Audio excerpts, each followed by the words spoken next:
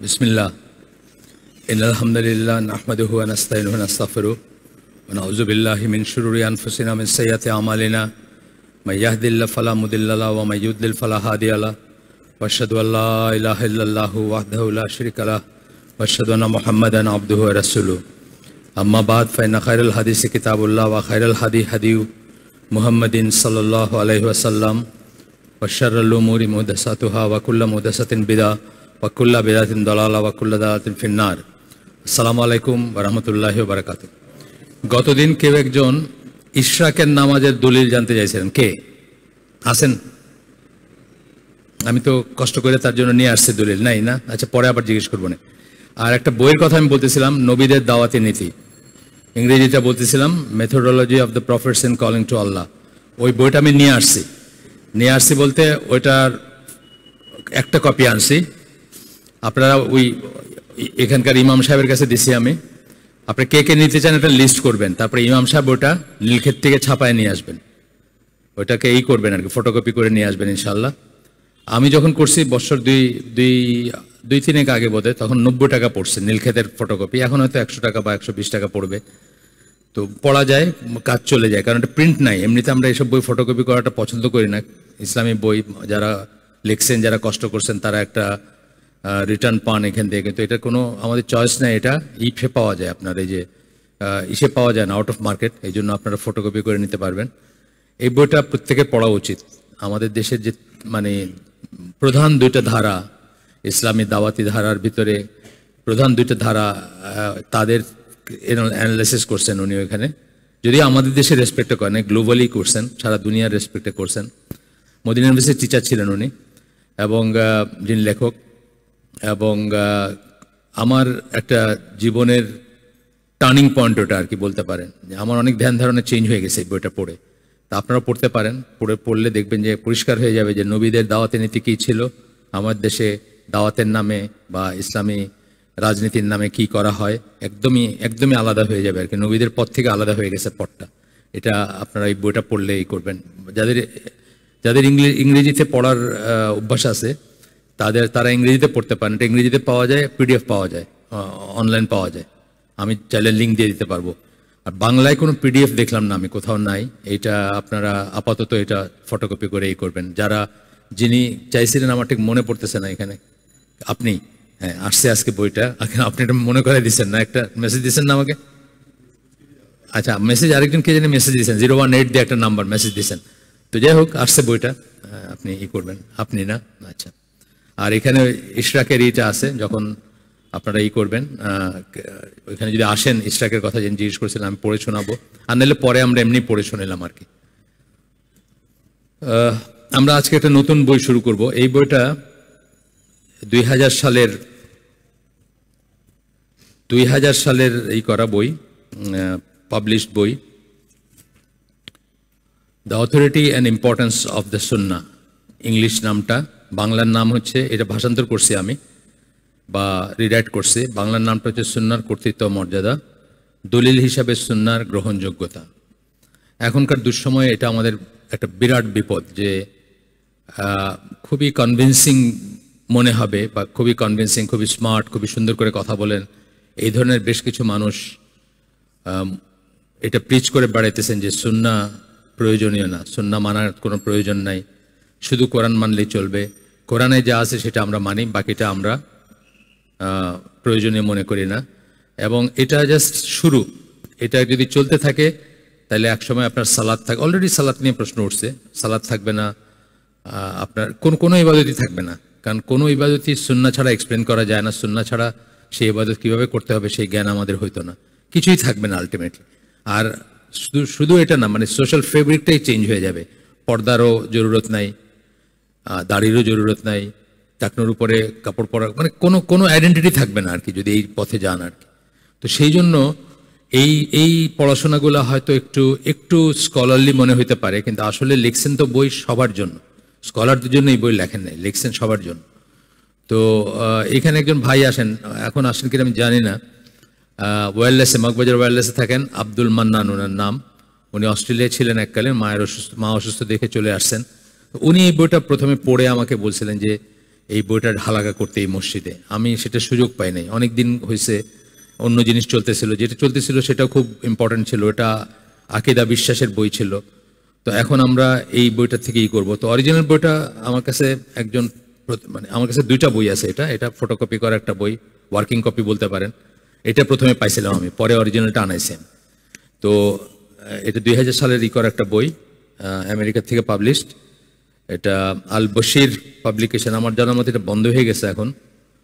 Denver কলোরাডোতে ছিল, আপনার না বোল্ডার কলোরাডো, সরি বোল্ডার বলে একটা জায়গাতে কলোরাডো, ওইখানে মসজিদের ইমাম ছিলেন। এই যে এইটা পাবলিশ হয়েছে ডেনভার থেকে, কিন্তু যে ভদ্রলোক লিখছেন বইটা উনি মসজিদের ইমাম ছিলেন, এবং উনি আমার মতে আর কি, আমাকে যদি জিজ্ঞেস করেন যে অনার অফ ওয়ার্ল্ডের সবচেয়ে বড় স্কলার, আমি ওনাকে জ্ঞান করি। ওনার নাম হচ্ছে জামালউদ্দিন এম জারাবোজো।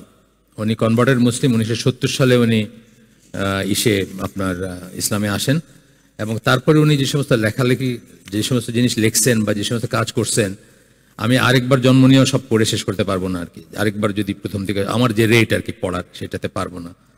তো আপনার যাদের ইংলিশে অ্যাক্সেস আছে বা ইংলিশে যারা কমফোর্টেবল ফিল করেন, তারা এই বইটা, এটারও পিডিএফ হতে চেষ্টা করলে পাবেন, না হলে অরিজিনাল বইটা পাবেন। তো এটা অরিজিনালটা পড়তে পারেন। আর আমি আমার লিমিটেড এসে চেষ্টা করব যে আমাদের মতো করে বাংলায় এটাকে করতে আর কি, বাংলায় আপনাদের সাথে শেয়ার করতে, বা আপনাদের সাথে এই বইটা পড়ার চেষ্টা করব। আমরা যখন বই পড়ার কথা বলি, তখন কিন্তু কোনো বই আমরা ওয়ার্ড ফর ওয়ার্ড বা ওয়ার্ড বাই ওয়ার্ড পড়ি না। আমরা মানে যেগুলো প্রয়োজনীয় বা হাইলাইটেড অংশটুকু পড়ি। এই বইটাতে যাওয়ার আগে আমরা কতগুলা গ্লসারি বলে, গ্লসারি বইয়ের পরেও থাকে, শুরুতেও থাকে। আমি মনে করি ইসলামিক বইয়ের গ্লসারি শুরুতে থাকা উচিত, কারণ আমি যে কথাগুলো আলাপ করবো, আপনি যদি এই টার্মটাই না বোঝেন, তো অনেকক্ষণ পরে আপনি চিন্তা করবেন, আমার প্রশ্ন করলেন যে এটার মানে কি, তো তখন বোঝা গেল যে এই ক্লাস বা এই সেশনে কিছুই বোঝেন নেই আপনি। তা আমরা অল্প, বেশি নেই, গ্লসারি যে খুব বেশি তা না। তো যেগুলো আছে সেগুলো আমরা একটু করে পড়বো, পড়ে তারপরে আমরা যাবো। আজকেরটা ইন্ট্রোডাকশন জাস্ট, আজকে বড় কিছু পড়বো না, আমরা ইন্ট্রোডাকশন ভূমিকা পড়বো। আকিদা আপনারা সবাই জানেন, আকিদা মানে কি? হ্যাঁ, বিশ্বাস বলতেছি। বদ্ধমূল ধারণা হচ্ছে, আকিদা মানে হচ্ছে বদ্ধমূল ধারণা, হচ্ছে ডিকশনারির অর্থ। আর আমরা যখন ইসলামিক আকিদা বলবো বা ইসলামী আকিদা বলবো, তখন আমরা বোঝাবো সেট অফ বিলিফস, বিশ্বাস সমূহের যে একটা সেট, কি বিশ্বাস করব সেটা পুরাটাকে আমরা আকিদা বলি। যদিও আকিদা সিঙ্গুলার, কিন্তু যখন আমরা আকিদা বলি, ইসলামী আকিদা বলি, তখন কি কি বিশ্বাস করব সেটা একত্রে বলি। আমরা আপনাদেরকে আগে বলছি যে আপনারা কষ্ট করে 10 টাকা দামের একটা বই সংগ্রহ করবেন, আল আকিদা তাহাবিয়া, 10 টাকা দাম মাত্র, কাটাবনে পাওয়া যায়, অথবা এইখানেও আমরা কয়েকটা দিছিলাম একসময়, আপনারা জোগাড় করবেন। ওইখানে ইমাম তাহাবি বলে একজন, ওনার জন্ম 239 হিজরিতে, ইজিপ্টে জন্ম, হানাফি স্কলার। উনি পয়েন্ট ওয়াইজ কি কি বিশ্বাস, মানে আল্লাহ সম্বন্ধে কি কি বিশ্বাস করবেন, যেমন আল্লাহ আদি এবং অন্ত, আদিতেও ছিলেন, অন্ত মানে আউয়াল এবং আখের, বা আল্লাহ চিরঞ্জীব, এই অনেক বিশ্বাস আছেন আল্লাহ সম্বন্ধে, এইগুলা করছেন। তারপরে মালাইকাদের সম্বন্ধে, ফেরেশতাদের সম্বন্ধে কি বিশ্বাস করবেন সেগুলা, তারপরে কিতাব সম্বন্ধে কি বিশ্বাস করবেন সেগুলা, রাসূলগণ সম্বন্ধে কি বিশ্বাস করবেন, তারপরে আখিরাত সম্বন্ধে কি বিশ্বাস করবেন, এবং কাদার সম্বন্ধে কি বিশ্বাস করবেন। ইমানের যে 6টা আর্টিকেল আছে সেগুলো সম্বন্ধে বিশ্বাসগুলো কি হবে, সেটা 105টা পয়েন্টে উনি লিস্ট করে গেছেন, শুধু পয়েন্ট ওয়াইজ লিখে গেছেন। তো সেটা সবাই কালেকশনে রাখতে পারেন, এবং সবাই ফ্যামিলির সাথে এটা নিয়ে আলাপ করতে পারেন, তাহলে অন্তত আকিদার একটা বেসিস তৈরি হতে পারে। এটা ওনাদের কাছে একসময় ছিল, আপনার 10 টাকা করে দাম পড়বে হোলসেল কিনলে। তো এটা কি আর নাই তো বোধহয় এখন, না? ওইটা আকিদা তাহাবিয়া একসময় দেওয়া হয়েছিল না? ওইটা চাইলে আনা যাবে আবার, বা কেউ যদি কাটাবনে যায় নিয়ে আসতে পারবে, বা যার বই তার কাছ থেকেও আনা যাবে চাইলে। এরপরে হলো আহলে কিতাব। আহলে কিতাব কাদেরকে বলি আমরা? যাদের কাছে কিতাব নাজিল হয়েছিল। মূলত আমরা ইহুদি এবং খ্রিস্টানদের বলি, মাজুসিদেরও মনে করা হয় আহলে কিতাব। আচ্ছা, আহাদ হাদিস, এটা অনেক সময় আসবে কথাটা। আহাদ হাদিস মানে 2টা বা 1টা সূত্রে বর্ণিত হাদিস। এখানে মানে বাংলাদেশে এবং সারা দুনিয়াতে এমন ইসলামী দল আছে বা জনগোষ্ঠী আছে যারা হোলসেল আহাদ বা খবরে ওয়াহিদ, যে এইগুলা হাদিসগুলো, ওগুলোকে রিজেক্ট করে। অথচ ইসলামের খুব মানে শক্ত মূলনীতিগুলা কিন্তু অনেক গোটাই আহাদ হাদিস বা খবরে ওয়াহিদ হাদিস থেকে আসছে। সুতরাং এটা আমরা আহলে সুন্নাত জামাত এটাকে রিজেক্ট করে না। যদি সূত্রটা ঠিক হয়, যদি ইসনাদটা ঠিক হয়, যদি মতনটা ঠিক হয়, তাহলে রিজেক্ট করে না। কিন্তু যেমন ধরেন কবর আযাবের, আমাদের বাংলাদেশে একটা পলিটিক্যাল দল আছে, পলিটিক্যাল বা দল, ইসলামী দল, তারা কবর আযাবে বিশ্বাস করে না। কবর আযাব তো কোরআনে নাই, কবর মানে ওইভাবে নাই আর কি, আছে, নাই যে তা না, ওটার হিন্টস আছে, কিন্তু একদম স্পষ্ট করে নাই। এই জন্য তার কবর আযাবে বিশ্বাস করে না, বিকজ কবর আযাব আসছে যে ইসের থেকে, সেগুলোকে তারা বলে যে এগুলা গরিব হাদিস বা খুব কম করা হাদিস আর কি, খুব দুই একটা সূত্রে বর্ণিত বা এরকম বলে তারা। আচ্ছা, আসার যখন আমরা বলি, আসার কাকে বলে কেউ বলতে পারবেন? আসার আমি অনেকবার বলছি, কিন্তু এখানে আপনারা মনে রাখবেন, একটু একটু মনে রাখা তো উচিত। হ্যাঁ, সাহাবীদের থেকে যে কথা আছে, রাইট, এই তো আসছে আসার। তো কোন সাহাবী বা তাবেঈ থেকে আসা বর্ণনাকে আমরা, এগুলোকে যদিও অনেক ক্ষেত্রে হাদিস বলে উল্লেখ করেন, কিন্তু আসলে এগুলো আসার। এবং আমরা যে আহলুস সুন্নাত জামাত বলি বা আহলুল হাদিস বলি, তাদের আরেকটা নাম হচ্ছে আহলুল আসার। এটা মনে রাখবো আমরা, মানে যারা সাহাবীদেরকে ফলো করেন, সাহাবীদের থেকে জিনিসপত্র নেন, বা সাহাবীরা হচ্ছেন আমাদের জাতির বাতিঘর, সোজা কথা। তাদের মাঝে আল্লাহ রাসূল সাল্লাল্লাহু আলাইহি ওয়াসাল্লাম দিন রেখে গেছেন এবং তারা সেটাকে ছড়াই দিয়েছেন। সুতরাং কোনো ব্যাপারে সাহাবীরা যখন একমত, বা খোলাফায়ে রাশিদিনদের যা সুন্নাহ, সেটাও আমাদের জন্য সুন্নাহ, সেটা আমাদের জন্য মানে অনুসরণীয়। সুতরাং এটা একটা আসার। ইখলাস মানে বিশ্বস্ততা। কিন্তু যখন আমরা দ্বীনি লিটারেচারে ইখলাস বলি, তখন কোনো কাজ শুধুমাত্র আল্লাহর জন্য করাকে আমরা বোঝাই। হ্যাঁ, আচ্ছা, এরপরে ইলাহ মানে যার ইবাদত করা হয়, ইলাহ যার ইবাদত করা হয়। ইজতিহাদ, এটা আমি খুবই দুঃখ পাইছি, সিলেটের আলিয়া মাদ্রাসা থেকে কামিল পাশ করে লোকরা জিজ্ঞেস করছে ইজতিহাদ মানে কি, সে বলতে পারেনি। আমাদের মাদ্রাসায় টিচার হইতে আসছে, এত বড় এত মোটা ক্রেডেন্সিয়াল, মানে তার ওই কি বলে না, প্রশংসাপত্র এত মোটা। জাস্ট জিজ্ঞেস করলাম, দুইটা শব্দ জিজ্ঞেস করছে, ইজতিহাদ একটা আর তাগুত একটা, বলতে পারেনি সে। আমার তাগুত তো কোরআনের শব্দ, তাগুত শব্দ কিন্তু কোরআনে আছে, তাও বলতে, আমি কোরআনটাই বলেন, কোরআনের অর্থটাই বলেন, তাগুতের অন্য অর্থ আছে, আপনি কোরআনেরটাই বলেন, বলতে পারেনি। কিন্তু সে কামিল পাশ করা আলিয়া মাদ্রাসা থেকে। আচ্ছা, এরপরে ইসনাদ। ইসনাদ হচ্ছে বর্ণনাকারীদের ধারা, অর্থাৎ যখন একজন মুহাদ্দিস একটা হাদিস বলেন, এমনকি আজকেও, তখন উনি যখন ফর্মালি বলেন কোথাও, তখন উনি কার কাছ থেকে শুনছেন, এবং এরকম করতে করতে রাসূল সাল্লাল্লাহু আলাইহি ওয়াসাল্লাম পর্যন্ত যাবে। এই যে সূত্রটা, এই যে ধারাটা, এটাকে আমরা বলি ইসনাদ। আমরা মনে রাখবো এগুলো কিন্তু আমাদের বারবার আসবে, এই জন্য আমরা পড়তেছি। কাফেরের সাধারণ অর্থে অবিশ্বাসী, যে ইসলামকে, এটা বলছি আগে, আমরা এই হালাকে অনেকবার আসছে কথাগুলো, আমরা যখন আগে কথাগুলো বলছি। তারপরে অবিশ্বাসী যারা, তাদেরকে আমরা কাফের বলি, বা কুফর যারা করে তাদেরকে কাফের বলি। এটা প্রথম অর্থ। সেকেন্ড অর্থ হচ্ছে অকৃতজ্ঞ, এটাও খুব ইম্পর্টেন্ট অর্থ কিন্তু। এবং সেকেন্ড অর্থে কিন্তু আমরা অনেক সময় আমাদের মতো মানুষরাও কিন্তু কুফরে জড়িত হয়ে যেতে পারি, যখন আমরা আল্লাহর প্রতি অকৃতজ্ঞ, নিয়ামতগুলো স্বীকার করি না বা রিয়েলাইজ করি না। আচ্ছা, এরপরে উসুলি, এই কথাটা বারবার আসবে। উসুলি হচ্ছে, এই যে মাত্র গেলেন উনি উসুল ফিকে পিএইচডি, মঞ্জুর এলাহি। উসুল ফিক এবং ফিকের ভিতরে একটু তফাৎ আছে।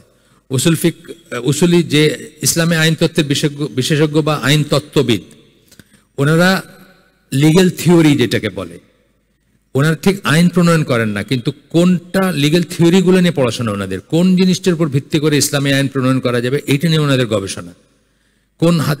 কোন জিনিস কোনটা দলিল হিসেবে গ্রহণযোগ্য, এই বইটা মেইনলি উসুল ফিকের বই, যদি ওইভাবে চিন্তা করি আমরা। মানে উসুল ফিকের কথাটা অনেক আসছে আর কি এখানে, যে কোন জিনিস, সুন্নাহর কর্তৃত্ব মর্যাদা, কর্তৃত্ব মানে অথরিটি, আর মর্যাদা বা গুরুত্ব মানে ইম্পর্টেন্সটা কি। এই যে সুন্নাহ যে একটা দলিল, সুন্নাহ থেকে যে আইন প্রণয়ন করা যাবে, সুন্নাহ যে ফরজ, সুন্নাহ যে ওয়াজিব, সুন্নাহ যে আমাদের জন্য শিরোধার্য, অনেক সময় যেখানে রাসূল সাল্লাল্লাহু আলাইহি ওয়াসাল্লাম করছেন, অর্ডার করছেন, এই জিনিসগুলো নিয়ে গবেষণা হচ্ছে উসুল ফিকারি। এবং কোনটার উপর করে, যেমন ধরেন নবুয়তের আগের কোনো ইস্যুকে ওনারা দলিল হিসাবে নেন না। নবুয়তের আগে 40 বছর লাইফে রাসূল সাল্লাল্লাহু আলাইহি ওয়াসাল্লাম অনেক ঘটনা আছে, যেগুলো কিন্তু দেখবেন যারা মুহাদ্দিস, তারা কিন্তু ওইগুলাকে করেন, যারা বায়োগ্রাফি লেখেন, যারা জীবনী লেখেন, তারা কিন্তু ওইগুলাকে নিয়ে আসেন। কিন্তু এই উসুলি যারা বা উসুল ফিক যারা, ওইটা তাদের কাছে রিলেভেন্টই না। নবী হওয়ার পর থেকে নিয়ে যে জিনিসগুলো, সেইগুলো হচ্ছে ইসলামী আইনের বেলা ইম্পর্টেন্ট। তার আগে কি করছেন রাসূল সাল্লাল্লাহু আলাইহি ওয়াসাল্লাম, কি বলছেন, সেগুলো ইম্পর্টেন্ট না তাদের কাছে। যেমন এটা একটা ব্যাপার, একটা বিষয় বললাম আর এই ধরনের অনেক ব্যাপার আছে, যে ধরেন মুসলমান আর কাফের ভিতর দেখে যেন, মানে মিক্স আপ যেন না হয়, দেখতেই যেন আলাদা লাগে মুসলমান কাফের, এটা একটা মূলনীতি। কিন্তু এটার উপর বেসিস করে কোন শাসক কি করছেন, যে ওর রাস্তার এক পাশ দিয়ে হাঁটবে, এটা নিয়ম করে দিছেন। রাস্তার এক পাশ দিয়ে হাসবে। কারা? কাফেররা রাস্তার এক পাশ দিয়ে হাঁটবে, মাঝখান দিয়ে হাঁটবে না। তখন তো হাঁটার ব্যাপারই ছিল, তখন তার গাড়ি ঘোড়া ছিল না। এই যে নিয়মটা করছেন, এটা নিয়ম করা যাবে কিনা, এটা আইন করা যাবে কিনা, এটার ভিত্তি আছে কিনা, এইটা হচ্ছে উসুলি যারা তাদের গবেষণার বিষয়, বা উসুল ফিকের যারা তারা। যাই হোক, এরপরে আমরা পড়ি পুরাটা। যারা ইসলামী আইনতত্ত্বের বিশেষজ্ঞ বা আইনতত্ত্ববিদ, কোনটাকে আইন প্রণয়নের ব্যাপারে দলিল হিসাবে গ্রহণ করা যাবে অথবা কোনটা আইন প্রণয়নের ব্যাপারে দলিল হিসাবে গ্রহণযোগ্য নয় ইত্যাদি নিয়ে যারা গবেষণা করেন। তাহলে আমরা বুঝলাম উসুল ফিক। আর ফিক হইল কি? আপনি গিয়ে বললেন, হুজুর কালকে রাত্রে তো আমি আমার লুঙ্গিটা চেঞ্জ করতে ভুলে গেছি, এখন আমি তো নামাজ পড়ছি, আমার নামাজ থেকে হয়েছে? তখন ফকি যিনি উনি বললেন হয়েছে বা হয়নি, একটা কিছু বললেন। দুটোর ভিতরে তফাৎ আছে কিন্তু, ফিক এবং উসুল ফিকের ভিতর তফাৎ আছে। আচ্ছা, উসুল মানে হচ্ছে মূলনীতি, তাহলে ফিকের মূলনীতি কোথা থেকে সেটা। আচ্ছা, এরপরে আবার আসছে ওই কুফর, মৌলিক বিষয়ে করা, ইসলামের মৌলিক বিষয়গুলোতে অবিশ্বাস করা, এটাকে কুফর বলি আমরা। যেহেতু গ্লসারি আমাদের অক্ষর অনুযায়ী আসছে আর কি, আপনারা হয়তো খেয়াল করছেন আ দিয়ে শুরু করছে, আমরা এখন কতে আছি, কুফর। আচ্ছা, তারপরে কুফার হলো, কুফার কথাটা অংশ বলি না আমরা, কুফার হচ্ছে কাফিরের বহু বচন, কাফিরুনও হয় আবার কুফারও হয়। খবর, এই যে খবর বাহিদ বললাম না, খবর বাহিদ একটা কথা বলছি না, যখন আহাদ হাদিস বললাম তখন। খবরের আক্ষরিক অর্থ হচ্ছে বর্ণনা বা সংবাদ। কোন কোন হাদিসে স্কলার হাদিস ও খবর দুটো শব্দই একই অর্থে ব্যবহার করে থাকেন।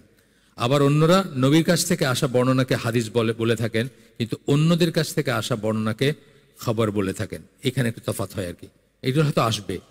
হিকমা, হিকমা আক্ষরিক অর্থেও কি? হিকমার প্রজ্ঞা, প্রজ্ঞা বা জ্ঞান। হ্যাঁ, আবুল হাকাম এসের নাম ছিল না, ওই যে আবু জাহেলের নাম ছিল, জ্ঞানী ছিল সে খুব, তাদের সে খুব জ্ঞানী ছিল। তারপরে কি আবু জাহেল হয়ে গেল সে, অজ্ঞতার হয়ে গেল সে, বাপ। আচ্ছা, হিকমা শব্দের আক্ষরিক অর্থ হচ্ছে প্রজ্ঞা, কিন্তু কোরআনে আল কিতাব ওয়াল হিকমাতা, এখানে জানেন কিতাব ও হিকমা বলা হয়েছে, তখন হিকমা বলতে কোরআনের সাথে সাথে আর যা কিছু নাজিল করা হয়েছে, তার কোরআন ছাড়া। দেখেন এই মাইন্ডসেটটা ঠিক হবে আস্তে আস্তে আপনাদের। কোরআন ছাড়াও রাসূল সাল্লাল্লাহু আলাইহি ওয়াসাল্লামের কাছে ওহী আসছে, কোরআন ছাড়াও নাজিল হয়েছে জিনিস, অনেক বক্তব্য বা অনেক কথা। ফেরেশতারা কোরআন ছাড়াও আসছেন তার কাছে, এসে তাকে শিখাইছেন। ধরেন সালাতের আউয়াল এবং আখের টাইম কোনটা, এটা জিবরাইল আলাইহিস সালাম দেখাই দিয়েছেন আল্লাহ রাসূলকে প্র্যাকটিক্যালি, অথবা সালাত কিভাবে পড়তে হবে এটা দেখাই দিয়েছেন, বা আরো অন্যান্য জিনিস, নানা রকম জিনিস আসছে আল্লাহ রাসূলের কাছে আদার দেন কোরআন, সেটাকে হিকমা বলা হয়েছে। এই যে কোরআনে যখন কিতাব ওয়াল হিকমা বলা হয়েছে, আল কিতাব ওয়াল হিকমা, তখন বোঝানো হয়েছে যে কোরআন ছাড়া আর যেসব ওয়াহি আসছে সেগুলোর কথা বলা হয়েছে। আমরা পড়বো সেগুলা, এই বই পড়তে গিয়ে আমরা বারবার কথাগুলো আসবে আমাদের কাছে।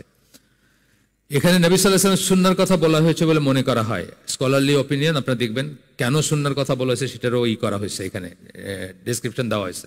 ফাসিক, আল্লাহর বিধানকে যে অবশ্য করে মনে করে কিন্তু বাস্তবে তা পালন করে না, প্রাথমিক অর্থ এটা। কিন্তু কোরআনের বিভিন্ন অর্থে ইউজ করা হয়েছে ফাসিক শব্দটা, কিন্তু প্রাথমিক অর্থ হচ্ছে এটা যে সে আল্লাহর বিধানকে অবশ্য করে মনে করে কিন্তু বাস্তবে তা পালন করে না। অনেক মানুষের রাস্তায় জিজ্ঞেস করলে বলবে হ্যাঁ নামাজ পড়া তো ফরজ, কিন্তু নিজে পড়ে না। এখানে ফাসিক কথাটা প্রযোজ্য আর কি, যদিও অন্য সেন্সেও হয়। শিরক আপনারা জানেন, প্রতিপালক হিসাবে বা উপাস্য হিসাবে দুইটা তো আলাদা। প্রতিপালক হিসাবে রুবুবিয়া, তৌহিদ রুবুবিয়া, আর উপাস্য হিসাবে তৌহিদ উলুহিয়া। হিসাবে আল্লাহর সাথে কাউকে অংশীদার করা অথবা আল্লাহর নামসমূহ, যে নাম আছে আসমা ওয়া সিফাত, গুণাগুণ, নিরঙ্কুশ অর্থে আর কারো সেসব গুণ রয়েছে বলে মনে করা, এটাকে বলি আমরা কি? শিরক। তাহলে তিনটা জিনিসের ভিতরে যে কোনো একটা করলেই শিরক, এবং যে করবে সে মুশরিক, যে শিরক করে সে মুশরিক। মুরতাদ, একবার ইসলাম গ্রহণ করার পর স্বধর্ম ত্যাগ করে, যে একবার ইসলাম গ্রহণ করার পরে সে যে ধর্ম ত্যাগ করে তাকে আমরা মুরতাদ বলি। তার কি? রিদ্দা, যে কাজটা, যে ব্যাপারটা, যে গুণটা যেটা তাকে মুরতাদ বানায় সেটা কি বলি? রিদ্দা বলি। ফিরে যাওয়া, ঘুরে যাওয়া, চলে যাওয়া, এরকম সেন্সটা আসে। মুনাফিক, যারা মুখে বিশ্বাসের ঘোষণা দেয় অথচ অন্তরে বিশ্বাস পোষণ করে না, এটা হচ্ছে অ্যাবসলিউট সেন্সে মুনাফিক, আকীদার মুনাফিক।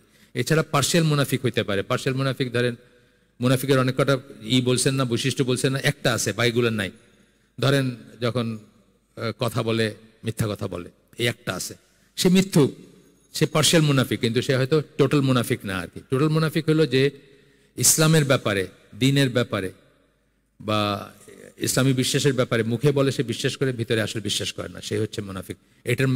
এটার কোনো ওজন করার কোনো রাস্তা নাই, এটা মুখেও বলা যাবে না। আমি যদি জানিও আপনি এরকম, তাও বলতে পারবো না, বিকজ অন্তরের খবর কারো জানার উপায় নাই। আমরা সেটা বলবো না কখনো। একজন মুসলিমকে, যে নিজেকে মুসলিম বলে তাকে আমরা কখনো মুনাফিক বলবো না, যে নিজেকে মুসলিম বলে তাকে আমরা কখনো কাফের বা মুশরিক বলবো না, আনটিল আনলেস কাফের এবং মুশরিক এগুলো হয়তো কখনো হুজ্জত কায়েম করা হইতে পারে, কখনো হয়তো কোনো মুজতাহিদ আলেম বা বড় আলেম কারো উপরে হুজ্জত মানে এভিডেন্সই করবেন যে হ্যাঁ এই লোকটা আর মুসলিম নাই, তখন অন্য কথা। কিন্তু আপনি আমি কখনো বলবো না এটা। কিন্তু এটা হচ্ছে মিনিং আর কি। যে আচ্ছা, মুরতাদ গেল, মুনাফিক গেল। বিদাত, বিদাত ইবাদত ভেবে বা আল্লাহর নৈকট্য লাভ করার উদ্দেশ্যে, অনেকবার বলছি আমরা, আবার ঝালাই দিতেছে কেন এই শব্দগুলা, এই গ্লসারিটা বারবার আসবে এই কথাগুলা, তখন আমরা যেন রিলেট করতে পারি। হয়তো কেউ নতুন থাকতে পারেন, অথবা এই বইতে কি আসতেছে সেই সম্বন্ধে আমাদের একটু আইডিয়া হবে। বিদাত কি? ইবাদত ভেবে বা আল্লাহর নৈকট্য লাভ করার উদ্দেশ্যে এমন কিছু করা যা আল্লাহ বা তার রসুল করতে বলেননি, আল্লাহ রসুল নিজে করেননি, নীরবে অনুমোদন করেননি, অথবা সাহাবেরা ঐক্যমত্যের ভিত্তিতে করেননি। এখানে আমি কিন্তু আপনাদেরকে ভেঙে ভেঙে বলছিলাম, 5টা জিনিস বলছিলাম। ইবাদত বা আল্লাহর নৈকট্য লাভের জন্য কিছু একটা করবেন। ধরেন আমি বললাম যে নামাজের পরে মাথায় হাত দিয়ে এরকম করে কিছু একটা পড়লে কিছু একটা হয়, তখনই আপনি আমাকে প্রশ্ন করবেন এটা দলিল কি? সেই দলিল কোত্থেকে আসবে? 5টা জিনিসের একটা থেকে আসবে। হয় আল্লাহ অর্ডার করছেন, না হয় রসুল অর্ডার করছেন, না হয় রসুল অর্ডার করেন না কিন্তু নিজে করছেন, অথবা এই 3টার কোনোটা না, তার সামনে যখন করা হয়েছে তখন উনি নীরবে অনুমোদন দিচ্ছেন, চুপ করে থাকছেন। এরকম একটা হচ্ছে এই যে মাগরিবের আজানের পরে এবং ইকামতের আগে যে নামাজটা আমরা পড়ি, আনাস বিন মালিকের ইসে আসছে যে আল্লাহ রসুল নিজে পড়তেন না, কিন্তু আমরা পড়ছি, উনি দেখছেন এবং উনি চুপ করেছিলেন, উনি কখনো বাধা দেননি। তো এটা এই বইতেই আছে, এই বইতেই পরে আসছে এই দলিলটা আসবে আর কি। আর 5 নম্বর হচ্ছে কি, সাহাবিদা ঐক্যমত্যের ভিত্তিতে যেটা করছেন। এই 5টা সোর্সে যদি পান আপনি, তাহলে আল্লাহর নৈকট্য লাভ করার জন্য, আপনার ইসের জন্য কি বলে সওয়াব লাভের জন্য, বা সওয়াব মনে করে আপনি কোনো একটা জিনিস করতে পারেন, ছোট থেকে ছোট, বড় থেকে বড়। যদি এই 5টার একটাতেও না পান, তাহলে আপনি সেটা করতে পারেন না, তখনই সেটা বেদাত হয়ে যাবে। আর বেদাত আমরা তো আজকে শুরুই করছি, আজকের হালাকাটা শুরুই করছি আমরা কি বলে, কুল্লা বিদাতিন দলালা ওয়া কুল্লা দালাতিন ফিন্নার। সকল বিদাতি হচ্ছে পথভ্রষ্টতা, এবং সেই পথভ্রষ্টতা আপনাকে কোথায় নিয়ে যাবে? জাহান্নামে নিয়ে যাবে। এখন আপনি বিচারে বসেন, একটা একটা করে বিচারে বসেন। 40 এই 5টায় আছে কিনা, 4 দিন এই 5টায় আছে কিনা, ঈদে মিলাদুন্নবী এই 5টায় আছে কিনা, আরো যত কিছু, শবে বরাতের দিন আপনার একবারই পড়বেন সূরা ফাতিহার 100 বার সূরা ইখলাস পড়ে নামাজ, এই 5টার ভিতরে আছে কিনা আপনি দেখবেন নাই। এবং বিদাত নিয়ে আমরা অনেক আলোচনা করছি, আজকের আলোচনা সেটা নিয়ে না। তারপরেও সিম্পলি বলি যে বিদাত কিন্তু অনেক কিছুতে হইতে পারে। জায়গার বিদাত হইতে পারে, যে জায়গাটার কোনো বিশেষত্ব নেই, আপনি সেই জায়গাটাকে বিশেষত্ব দিলেন, তাইলে আপনার বিদাত হয়ে গেল।